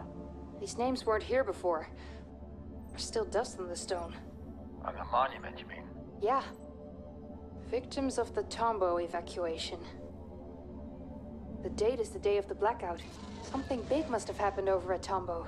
Pearson coming in for expedition team. Sarah, Rolf, anything on the state of the MPT? The entire network is down, and I've had no luck with bringing it back online so far. Make it quick. If things don't work out with the network, head back up here, whether the MPT is online or not. You have 20 minutes left to make it in time for evac. Copy that, Control. Rolf, I'll check out the living quarters and then head back to the elevator. Okay, so I learned how to say Tombo. I don't feel like I was super off, but hopefully I can say that better now. Harmonious Crow said, we had a small portion of chicken masala pasta and a small portion of bacon carbonara. I love chicken marsala pasta. It is so good.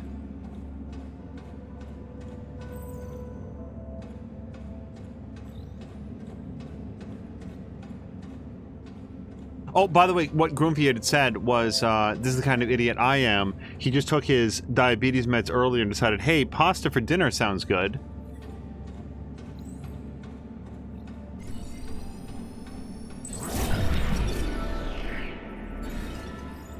In 2048, I really want to stress that I was reading Grumpy's comment aloud. I am not calling Grumpy an idiot for wanting pasta for dinner or anything. I just like the way that came out. I just wanted to make sure that I was like reacting or like reading his comment. Jellybun saying pasta is always a good idea. I see no problem here. Also, I'm starting to suspect that a smoothie for dinner last night might not have been wise for me, but here we are, and it is yummy. In 2048, 6 years before the blackout, the experimental cryosleep generator malfunctioned inside the Huygens research facility. Only 3 people survived: Maria Gonzalez, Dr. Rosa Laverde, and Edgar Davis. For their bravery in the face of disaster, they were awarded a symbolic coin, one of which seems to be missing. Is that the one that we found down on Earth? Because we found a symbolic coin.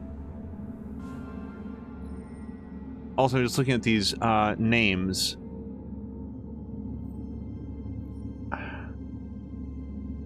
Yeah, this is what they were talking about in the recording. Victims of the Tombo evacuation. And I'm just looking to see real quick, do I recognize any of the names from people that we've heard about so far? It does look like the handwriting changes partway through. But I don't recognize them one way or the other. Those could be names of the developers. Those could be names of Kickstarter backers, or those would just be random names out of like a phone book.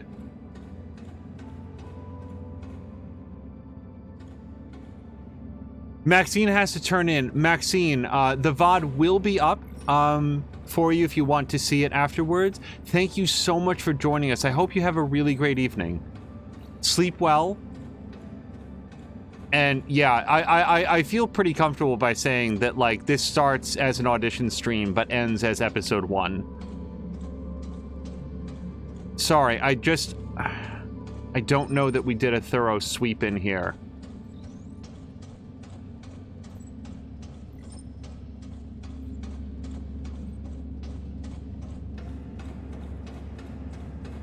I'm also surprised by the lack of, like, moon jump. Not upset, just a little surprised.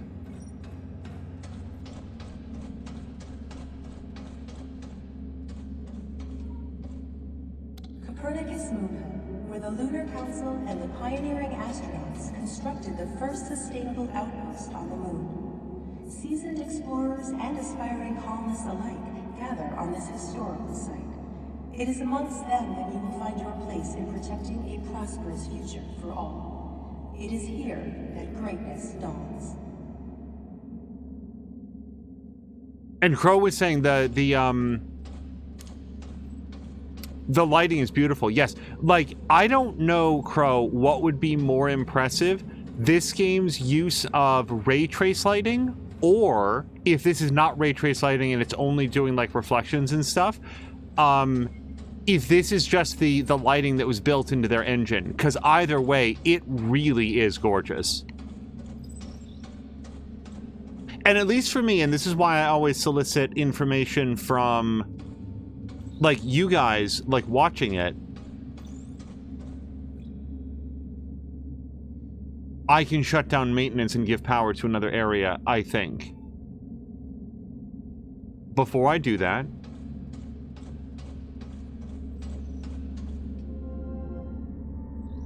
user Rolf Robertson, access denied by council 3 times, and then access granted. Hold on, interesting. So Rolf couldn't get in, trying 3 times. Oh, I should have been paying more attention to like what day of the week it was. But Rolf would have come down from Paulson Station. I think it's Paulson. And then on this one day, tried to log in 3 times, unless this was before the accident. Now I've forgotten what day the accident took place.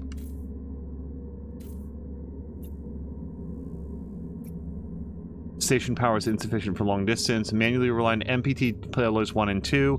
Access, ugh, that's a lot of information all at once.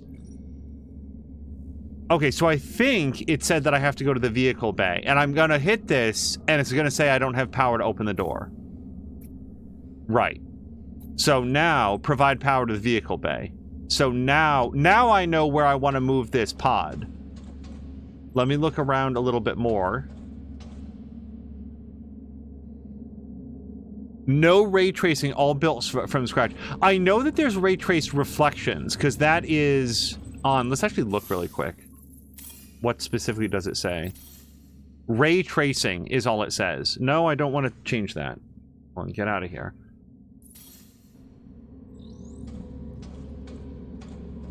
But ray tracing could be a couple different, Maintenance offline. things. Vehicle bay. All right. Vehicle bay offline.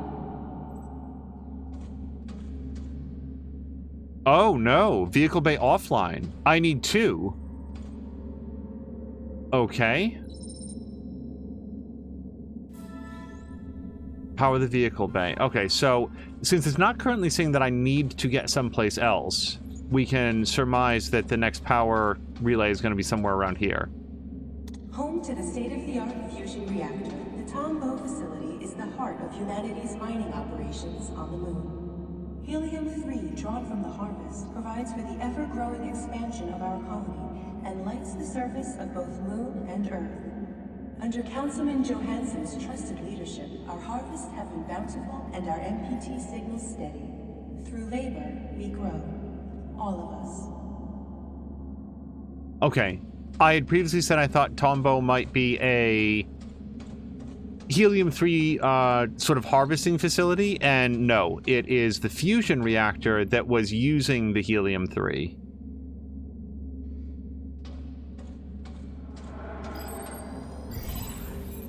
Hold up. Do you see the people down there? They will be the start of a new chapter. Together, we will be humanity's future. At what cost, William? We're saving the species so we can start again. If this is what it takes for humanity to survive, I'll gladly take responsibility. There you are, Johansson. Without your help, this wouldn't have been possible. Isaac? This was not the agreement, you know that. We need to get the MPT back online. Be realistic, Rosa. Even if we ever manage to provide Earth with all the power it needs, what do we truly gain? More time to see oceans and deserts taking our homes. William, I've done my part. Let's just go. I'm done with this mess. You heard the man? Let's go. Outward begins. The blue holograms in that scenario, are they just people who aren't talking right now, like maybe security guards. Again, this is sort of a rhetorical question. There's a couple blue people in that scene. It's clear that the orange holograms are Rosa, Isaac, and William. Also, now we know it is Johansson, because he says it.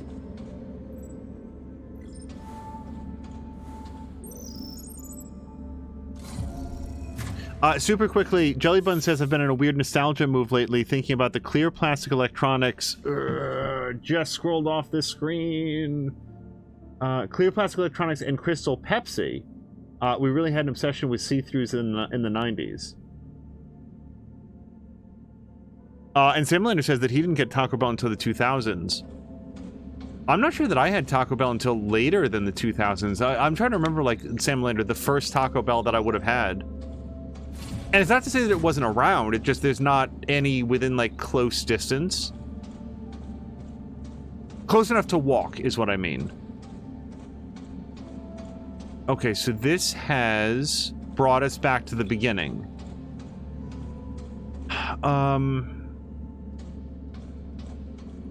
I don't feel like I interacted with a power cell earlier in this section, though.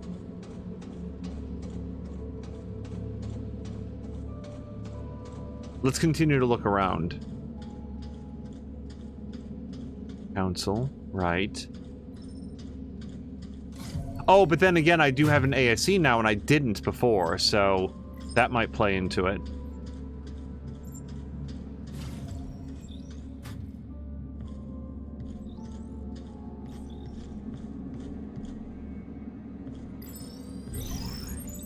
William, what the hell was that speech about? Our next chapter, Rosa. It's time. The ships will be ready soon. You can't be serious. I don't know how you plan to fix this mess, but you'd better do it now. I did watch this, right? Necessary. Come with me. You are serious. Will, have you lost your mind? We can't leave the colony behind like this, not during this blackout. Okay, yeah. Not with the MPT signal still offline. People on Earth depend on us. Don't concern yourself with them. Those days are over. We have to start the long journey ahead. That was the agreement. The ships were supposed to be our last resort.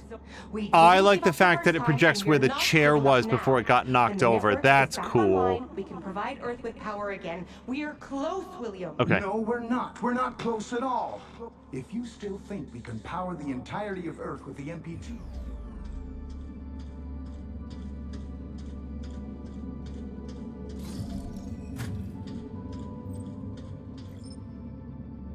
Jellybun's never had Pizza Hut as a kid because they were raised in this kind of pro-New York and anti-fast pizza mindset. I will say that, well, first of all, I'll say a couple things. First of all, I really feel like I'm backtracking towards no benefit right now. This doesn't feel like where I'm going to find the power cell, but I'm going to look. I will also say that when I was younger, I feel like the quality of the Pizza Hut that I had was a lot better than the quality of the Pizza Hut that I have these days when I get Pizza Hut. And I don't know if that's a measure of our local places or if the quality of Pizza Hut in general has dropped quite a bit from Interact. Oh, right. I know. I already looked at that. So, based on modern day Pizza Hut, I can honestly say that I would greatly prefer New York or Chicago or other Italian style pizza. Let me I just want to see. I don't think that we can do anything over here, but let me just look. Oh, hold on. No. We found an invisible wall. Okay. That seemed really unlikely, but I figured we'd look.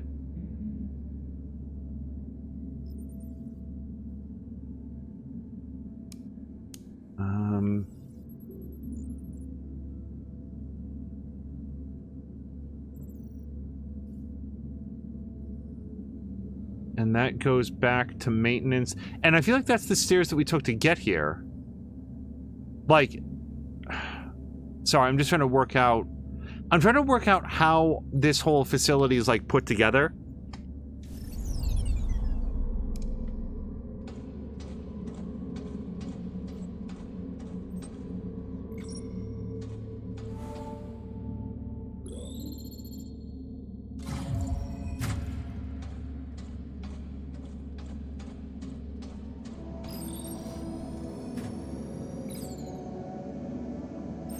I'm so sorry. I don't know if I already saw this one.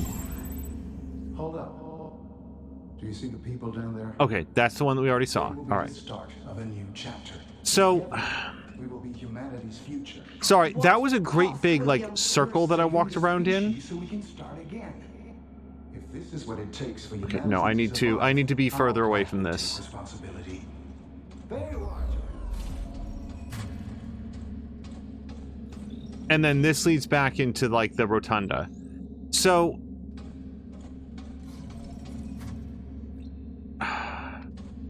sorry, I'm just trying to work out...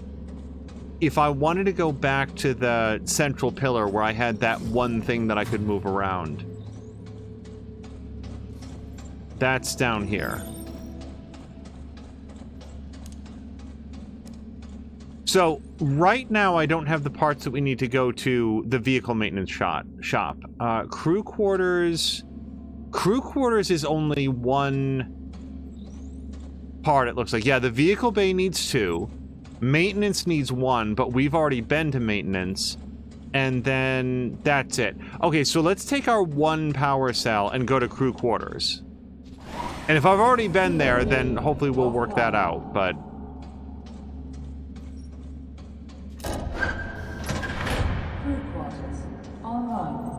I feel like it's an area that I can get to.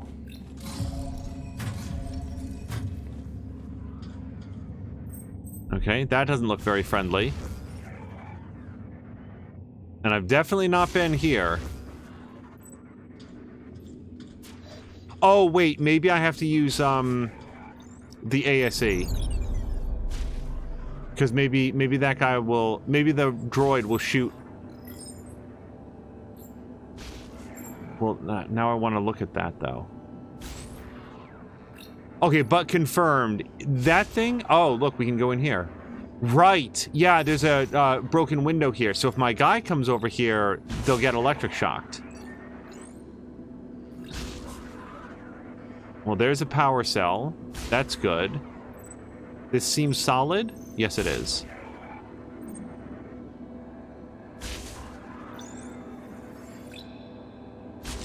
Jab is saying that he believes that Pizza Hut was better back when they had sit-down restaurants. Jab, you just reminded me, actually, that's the first Pizza Hut I ever had.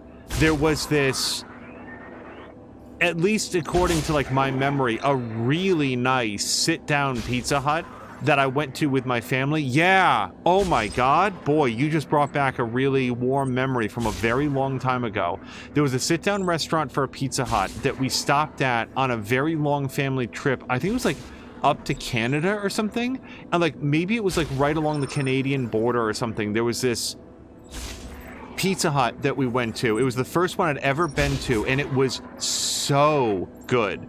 I've never had Pizza Hut that was as good as that meal. So, it feels like the solution is to pull that thing, except I really feel like if we try to run past this... oh, but it's got a pulse, so we can do it. Hold on, I know what to do, I think. It's not a continuous beam, we just have to time it so that it doesn't shoot on the way past.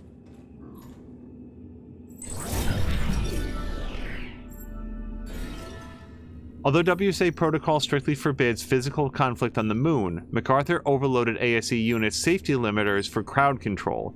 Many expressed concerns over their dangerous voltage. When facing an overloaded drone, most would rather flee than fight.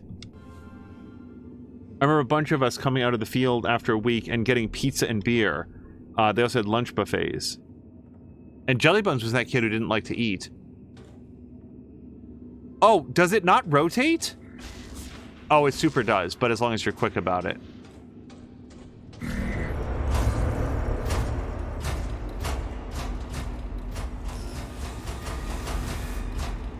That seems fine.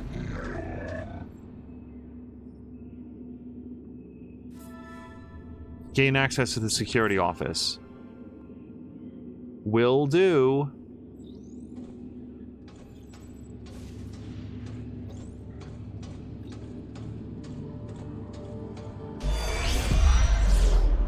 Come in, Rolf. I'm at the quarters. Do you read me? Copy that, Sarah. I hear you. Anything interesting? Everything's deserted, so nothing new here. Sarah, Rolf, this is Pearson Control. Our time's running out. Take the elevator back up here to make it in time for evacuation. You've got 2 minutes. Negative, Control. MPT network is still offline. Leave it. We have to go. Head to the elevator now. I'm not putting anyone at risk. Understood. Wrapping up now. Sarah, you heard Control. Are you almost here? Sarah, come in. Everything okay? Come in. Rolf, get over here quickly. An AZ unit just activated, but something's not right. The doors are locked behind me. What do you mean? We've got to go. I'm serious, Rolf. Get over here. I can't get out. 30 seconds or you're too late for evac. Head to the elevator Negative, now. Control. Engineer Baker requires immediate assistance. We need more time. Evacuation procedure cannot be delayed. Negative. I'm calling up the elevator now. Negative, Control. Control. No, guys! There's still time! I just need some help! Rolf, are you still there?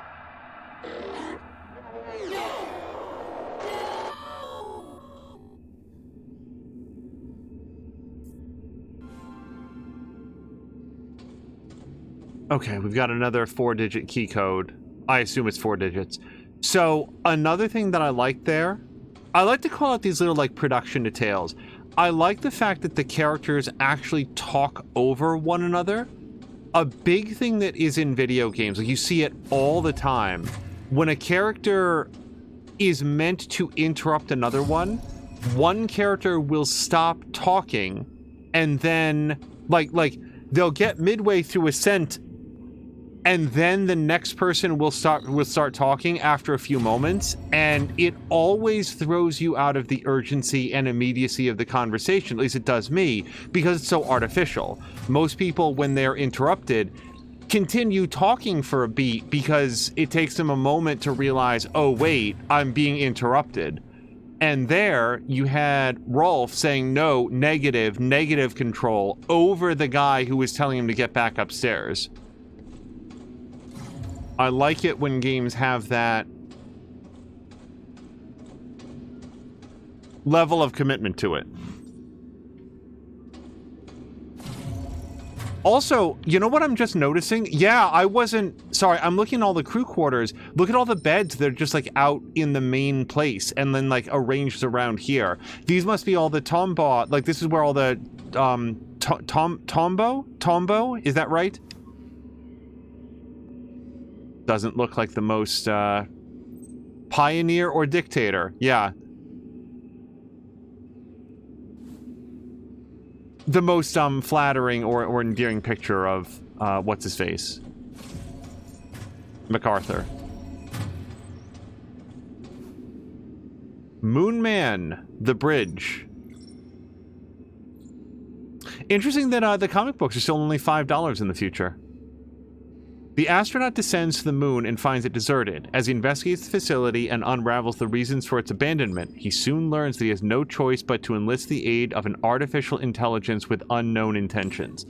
Okay, so one of the things that I'm not necessarily a big fan of is when in a game there's a metafiction that seems to very closely mirror whatever's happening in the game.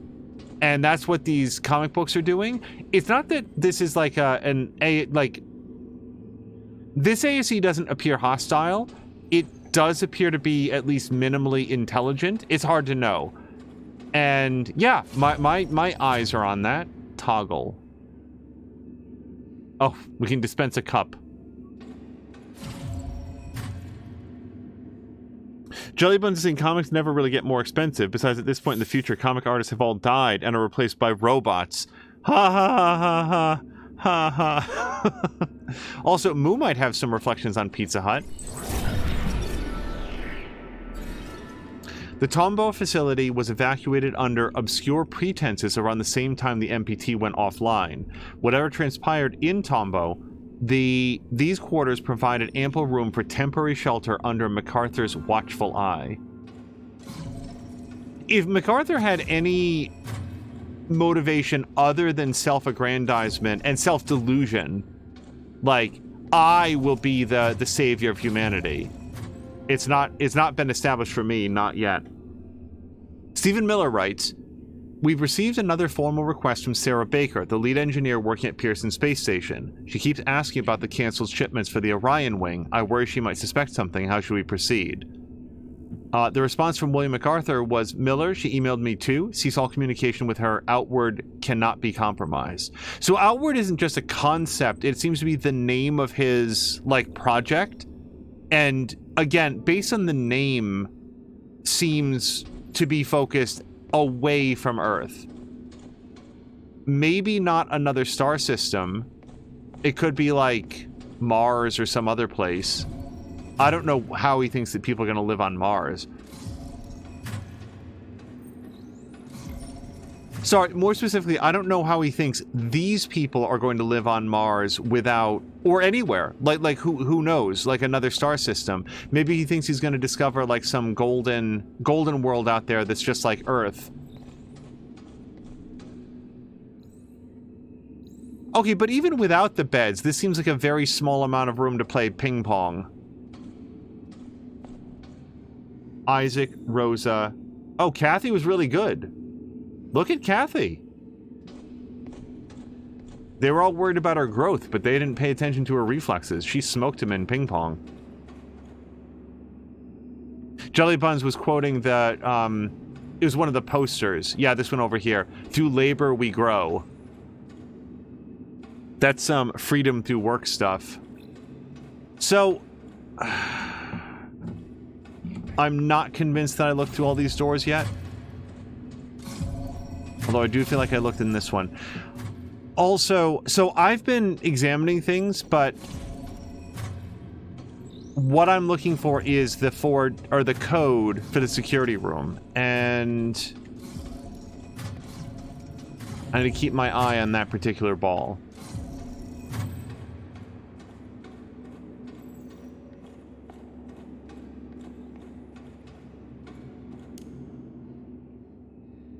I feel like I've done 3 loops down here on the first floor. Yep, there's the ping pong table. And yet, if it's not on the first floor, and I looked in all the rooms on the second floor... Yeah, security office is what we're looking for.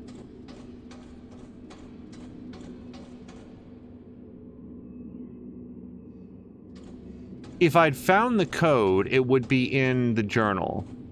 But, like, you have to interact with it, so I might have walked right past it and not seen it.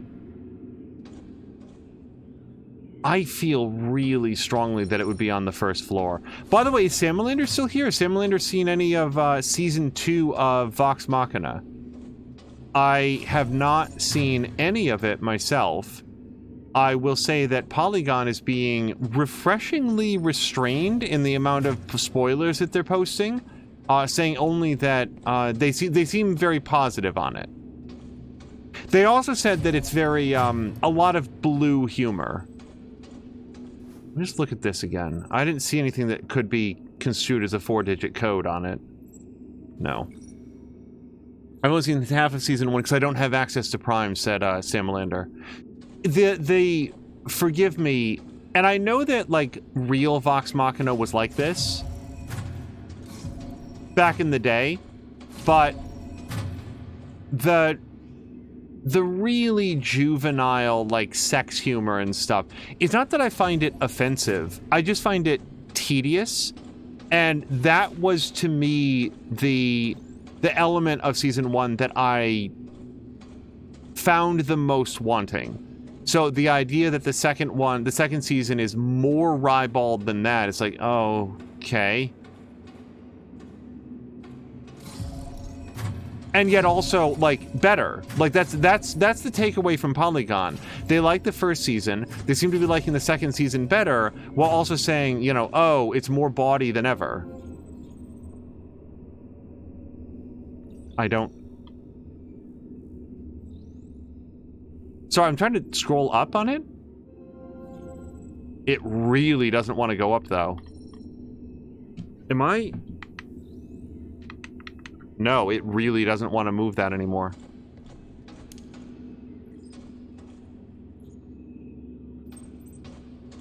I know what I'm looking for, I just need to recognize that it exists.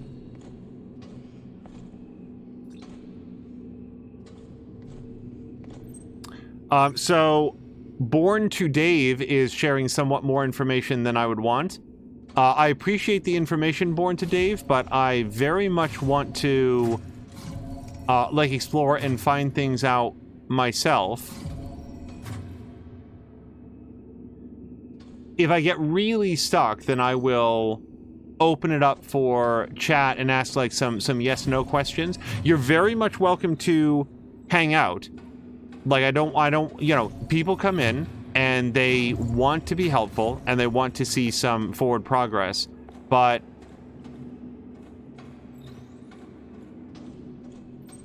in this case, I'd prefer to have a chance to take a look around for it.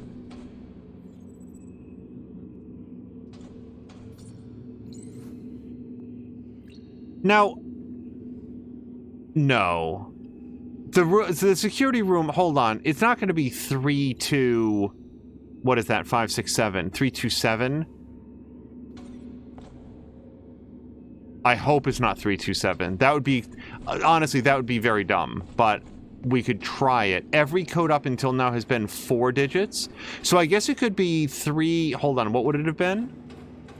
What if the second line... What if Kathy's score is 2 different ones? 3252. It could be that.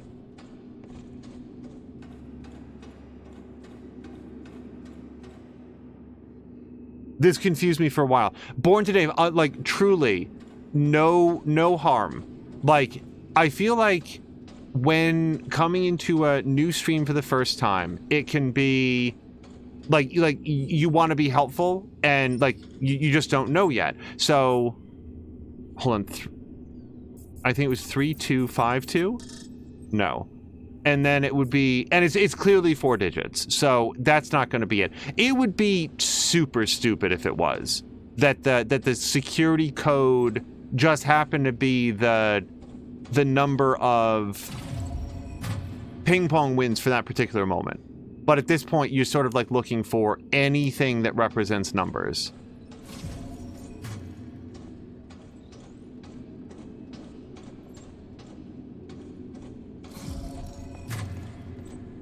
Oh, I didn't see this before. In emergencies, use Moon Hub construction year to enter the office. Okay, there we go. Do not share. Moon Hub construction year. Well, that's going to be on one of those big, like, billboard-looking things. 2032. Okay, let's try that. And that's over there.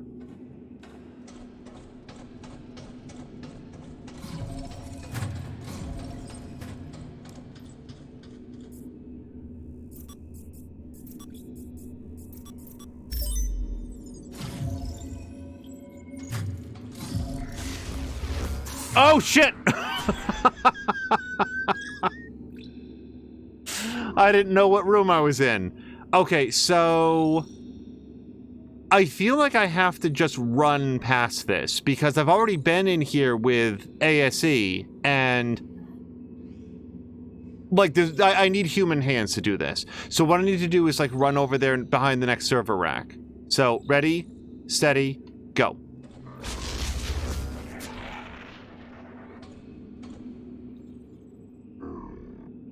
Ready, steady, go. Okay, now I think it's over behind the next one. We're trying to get to, like, there, because that's where the power cell is. Oh, shit! I wasn't fast enough. Hold on, let me, I feel like I've got Call of Duty health.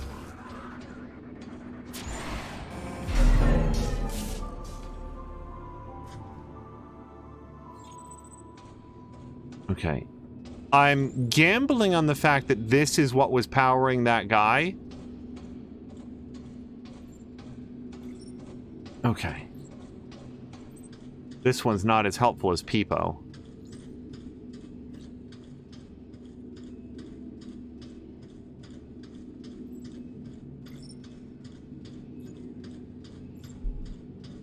Okay, this is the crew quarters.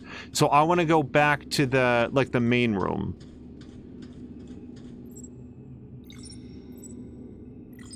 Sam Leonard says that daddy-daughter dances are weird.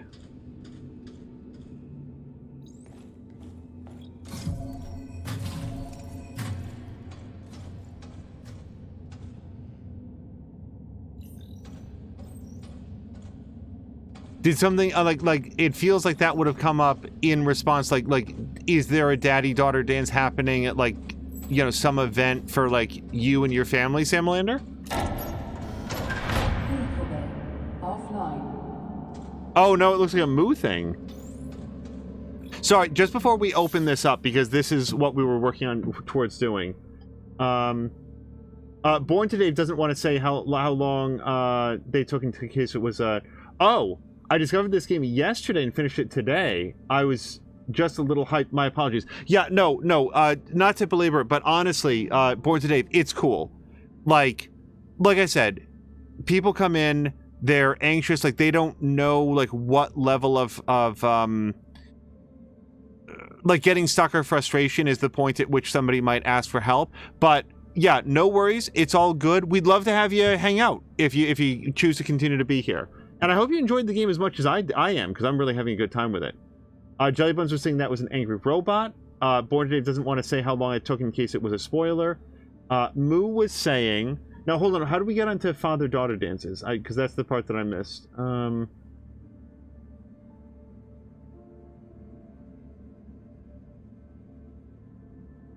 Moo was saying, job went well to Samalander. Thanks. It was a parent-child Valentine's dance, not father-daughter as I thought, so it wasn't quite as much of a creepiness factor.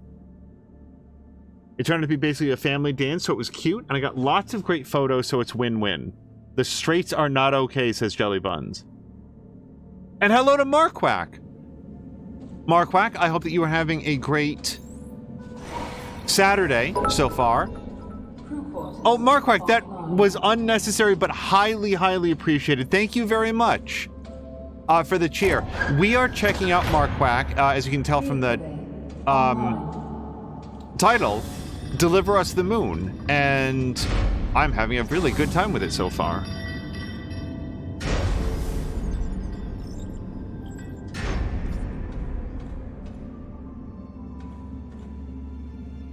Monorail station. Okay. I wonder, and again, this is very much a rhetorical question that I ask myself, are we working to get to Tombow? Realign MPT pillars 1 of 2. Or 1 out of 2, maybe.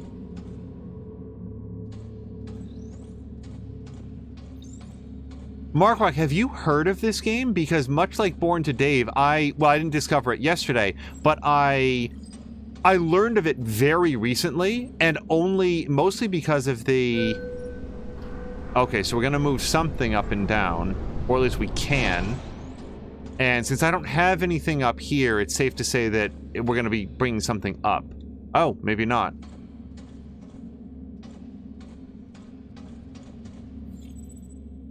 Okay, I don't see anything up here yet.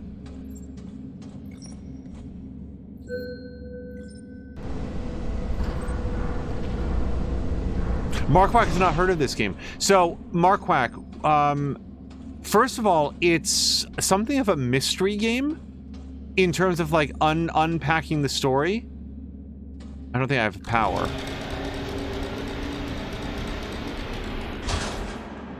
Okay, I do have power, and we've lowered the racks or bollards or whatever these were.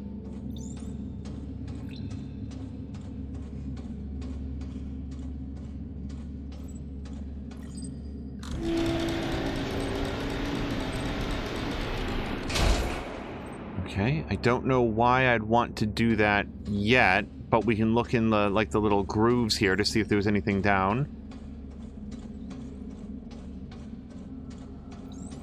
Yeah, so, Marquardt, this is sometimes third person, sometimes first person, depending on what's going on.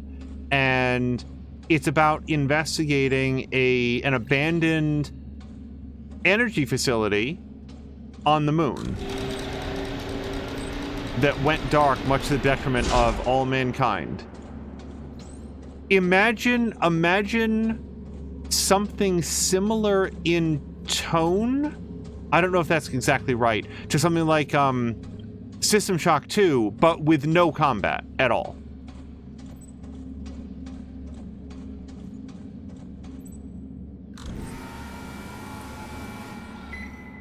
Okay, I don't know that it benefits me to have those bollards up, so we're gonna keep those down for now. You know, investigating an abandoned sci-fi area. Oh, wait, enter. Okay. Okay.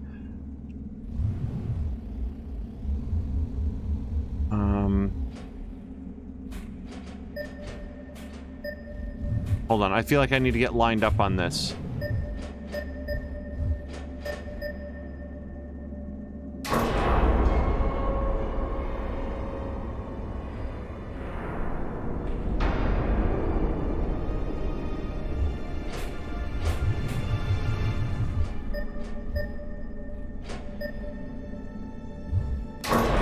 What a clever little thing. You know how I worked out that we had to be lined up on it? It was just the beeps of, like, driving onto the pressure panels.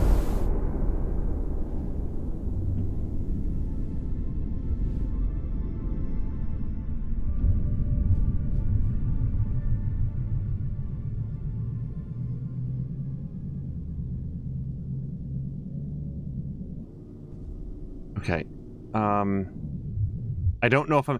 Also, can we enjoy the fact that the sound has gone all mutey? Like, it's very muffled now? That's a very nice touch. I'm just looking to see, like, clearly we're meant to go over there. I don't yet see a reason to try to go anyplace else.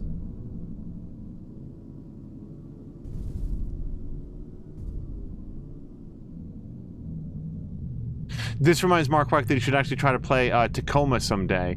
I think... I'm trying to remember if Mia played Tacoma. It was one of the games that I very, very much decided not to watch if she did play it. And a little bit of aggressive pop-in on the rocks and stuff, but that's fine. Oh, okay, we gotta park on this then. And Mark Wack, technically, like the reason that I pulled up like the pop-in on the rocks is that that's the first sort of like little technical oddity that I think I've seen in the game. From a technical standpoint, this guy's really well put together. So, what's the get out button? Do you think B? Nope, that's brakes. Y, X, no oxygen. Why did nobody tell me this? Oh, now we're doing moon jumps. X.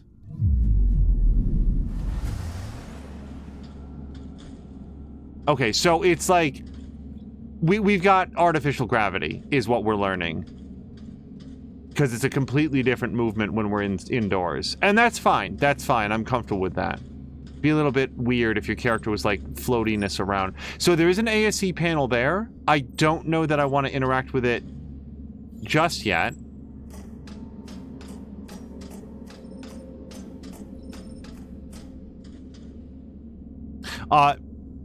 Born today was saying I was getting tired of combat heavy games, so the lack of it in this is refreshing. Yeah, I like to mix it up too. And oh, this is gonna be bad for my lungs, isn't it? I want to jump. Yeah, floaty jumps. I like it. Mark Wack, this is the first time that we've been like outside in the moon and we've done the like Neil Armstrong. Can I get that? Is that a thing?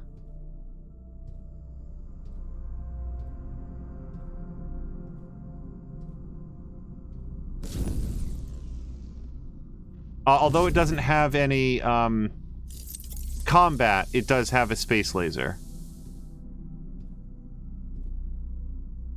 Oh, do I unlock this on the other side?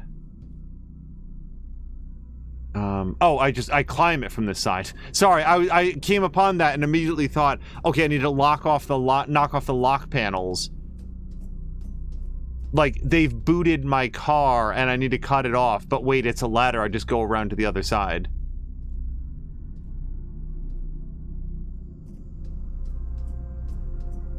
Oh, and as you can see, Mark Wack, it's got a little bit of a Dead Space thing where your space oxygen timer is displayed on a panel on the back of your suit, just in case you need to check it.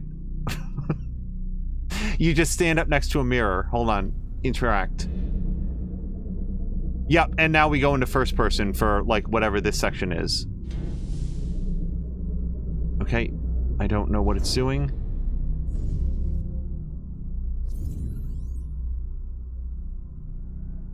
I don't know what I'm doing. I've not done this before. Connect?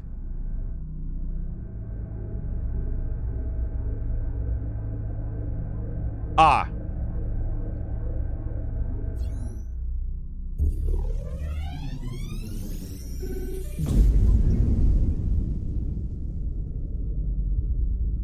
Is that good? I mean, it's flashing red.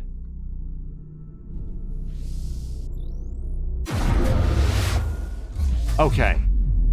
I was very concerned that I was still running out of oxygen while doing that. Okay, hold on, because there's yet more conversation. I do like to try to catch up. So that was when Sam Lander stepped out for anime time. I just want you all to know you really made me hungry for pizza with all the Pizza Hut talk. But yeah, sorry, Mark Wack, I also want to play Tacoma. Moo was saying Moon was so good. Yeah, Moon is a very good movie. Harmless Chris had told you, well hinted anyway. Wait. What did Crow say or hint? Oh, with the Mooney jumps? Okay, that was probably it. Moon was one of those movies that Mark Quack didn't know very much about it, so I wasn't sure what to expect and really liked that. I had the same interaction with it, Mark Quack. I wonder if the oxygen timer's still going. I had the same question, but not inside the car is the good news. So I think there's one more that I have to align. Yeah. 2 of 2. I've also got to say, controls better than the Mako. I mean, most things do, but so does this.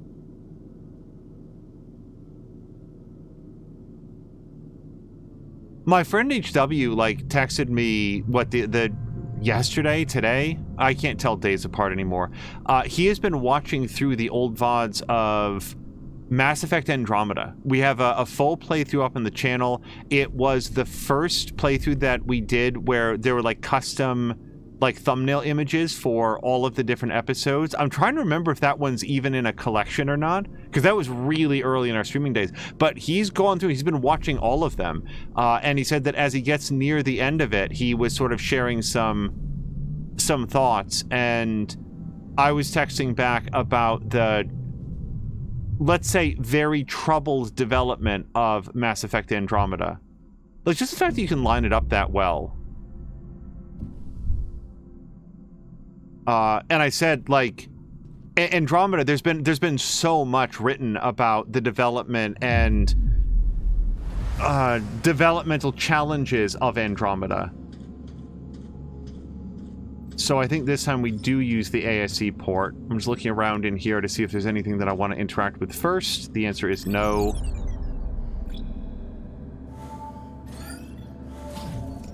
Oh, by the way, Mark Quack, I've been saying ASC, but since you, like, we built this little droid guy, and it comes along with us, and it's named an ASC, and I have to say that I haven't actually worked out what that stands for. It'll probably be presented at some point.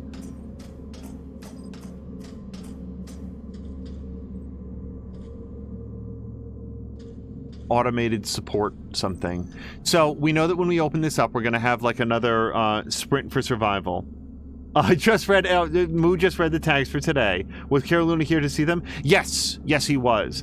And Jelly Buns is working their way up the stairs. I don't know if you were aware of this, Samalander, but apparently Jelly Buns' housemate, roommate, tenant, friend, whatever the proper phrase is, has, come down with something. Jelly Buns is trying to stay away, which means spending a lot of time in the upstairs section. And oh yeah, hold on, I don't know why I want this, but we're about 30 seconds down. I guess I don't know how many ladders are ahead of us.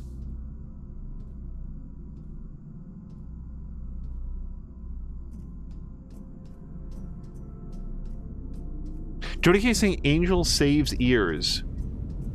Contrary. Whoa, shit. Hold on. I can go when this is dark. Okay.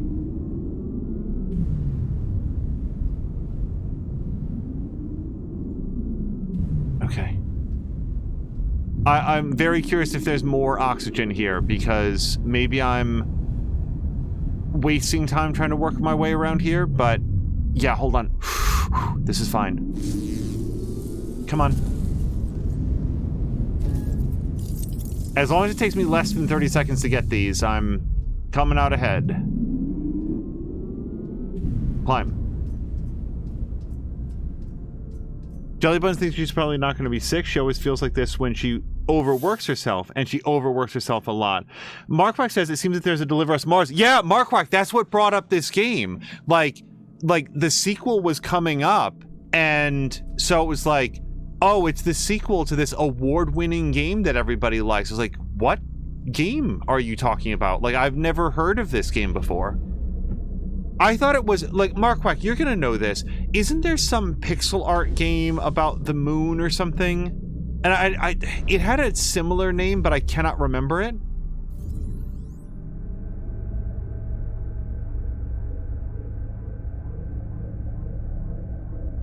I may have turned the wrong way. I should have taken note of which direction this was facing wrong. Okay, and now we'll just go like that. Just get it lined up more or less. To the moon. That's exactly it. Thank you, Markwack. That's what I thought this was. And then when I saw Deliver Us Mars, I was like, no way. There's no way that that game is the sequel to, like, this pixel arty game. Because I haven't played To the Moon either.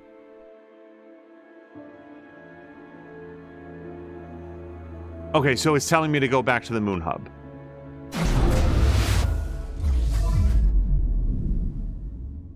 I call that a Tomb Raider cutaway, by the way. Is that you out there? God, I hope that's you. We saw what happened at Pearson. I thought you were... But just now, we detected activity in the MPT network. We haven't seen that in years. It seems to have been a local power transmission, isolated from the power source at the Tombow facility. Something must be wrong at the reactor there. Tombow isn't close, though. Traveling by foot would be suicide.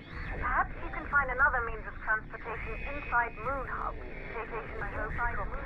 I hope you copy. I hope.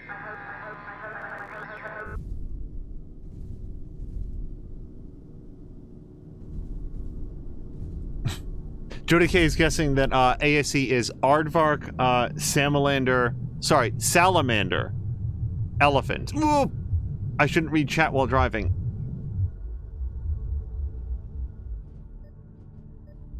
I like how frequently this game, like, mixes up what you're doing. It never feels like you're doing the same thing for longer than, like, 15 or 20 minutes. This also makes me want to design a pressure plate-based automatic airlock in Space Engineers. Not that I'm capable of doing that, but it would be fun. Okay, I don't want to park on the thing. Let's stop here. And... But yeah, Markwack, the sequel just came out, and Harmonious Crow was sharing that Red Rum Gaming, am I remembering the name correctly, has started playing it and really enjoying it. I don't want to like misrepresent what she was saying, but definitely having a very good time. The reason I call that a Tomb Raider cutaway is that, at least for me, was my problem with... I think it's a design decision that has been worked out, that in the original Tomb Raider games, I mean, like the original, like the PlayStation 1 era Tomb Raider games, you would pull a lever or something and have absolutely no idea what changed anywhere in the environment. So you'd have to, like, pull this lever that might have a timer attached to it, and then guess as to what you thought that might have done and see if you were correct. Hold on, let me send, our ASE buddy in here. We may just hit an invisible wall, but... Yes, okay.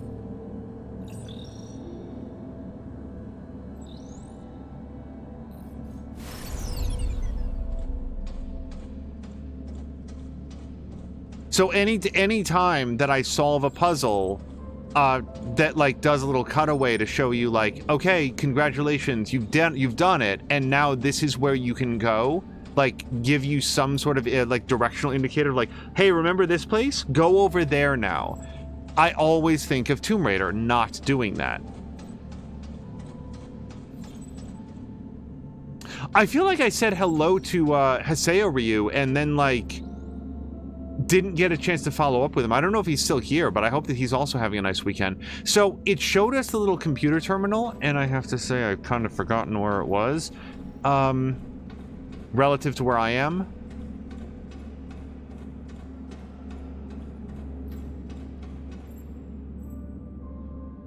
So that goes outside, right? Pull. No, I don't want to pull any of these levers, not yet.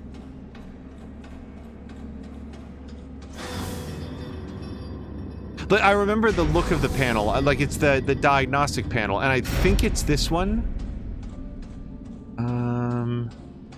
This one maybe?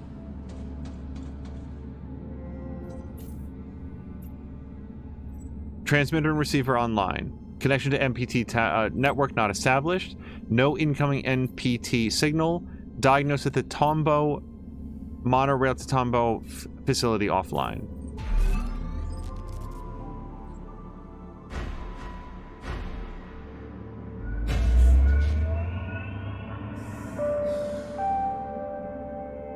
Oh, hello to Azaric!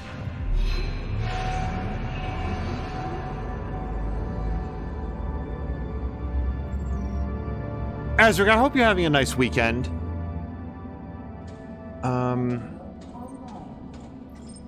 I feel like this just showed up, so yeah, we definitely have not seen this. Azaric, I really hope you're having a nice Saturday. Today, we find ourselves at a crossroads. The catastrophic events that have unfolded at the Tombo facility have opened our eyes to a truth that cannot be denied. We have lost friends, colleagues. Our fellow colonists gave their life for a hopeless cause, for a dying planet that we could never sustain. We used to call it home, our pale blue dot. But the Earth we know today is a withered husk, a shadow of its former self. The MPT chained us to a barren rock. But no more. All of you gathered here are survivors.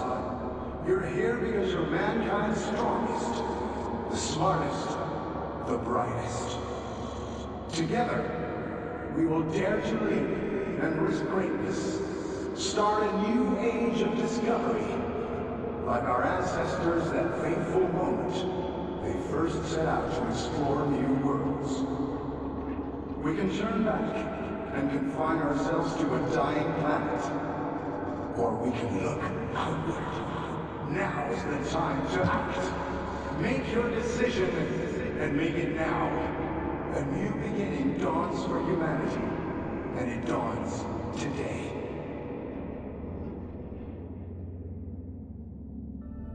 This guy sucks. In a speech held before the lunar colonists, William MacArthur pays his respects to casualties of a recent unreported catastrophe at the Tombaugh facility, denounces the unrealistic expectancies of the WSA, and offers an alternate route to a prosperous future for humanity, Outward, recorded 23 September 2054, 0 minutes before the blackout.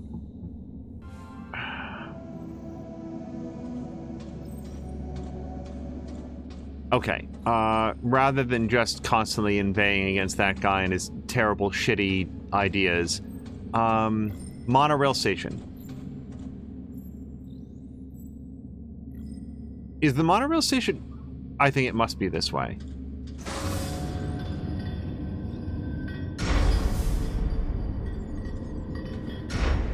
Yes, all right. Run diagnostic. Got it. Yeah, and like we were talking with Crow,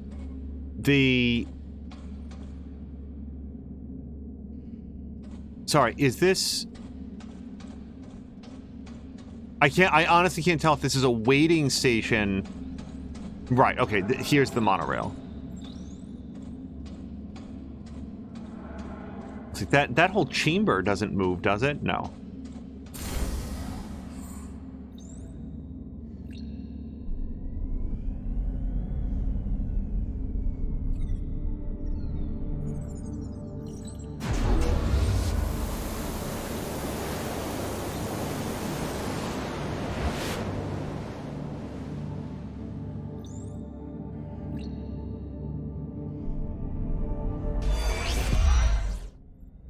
This is Sarah Baker, lead engineer at Pearson Space Station.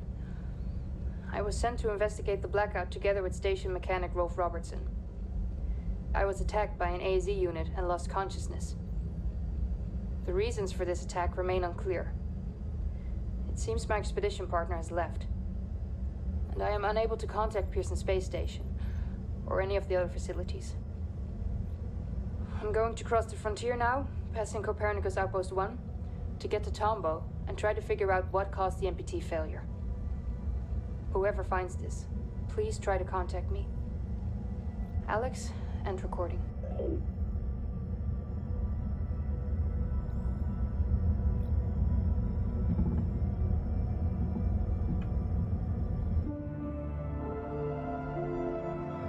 Apparently, Moo bought Grumpy, the old monorail Lego from the 80s, because sometimes I'm an awesome white. What do you mean sometimes? What's this sometimes stuff?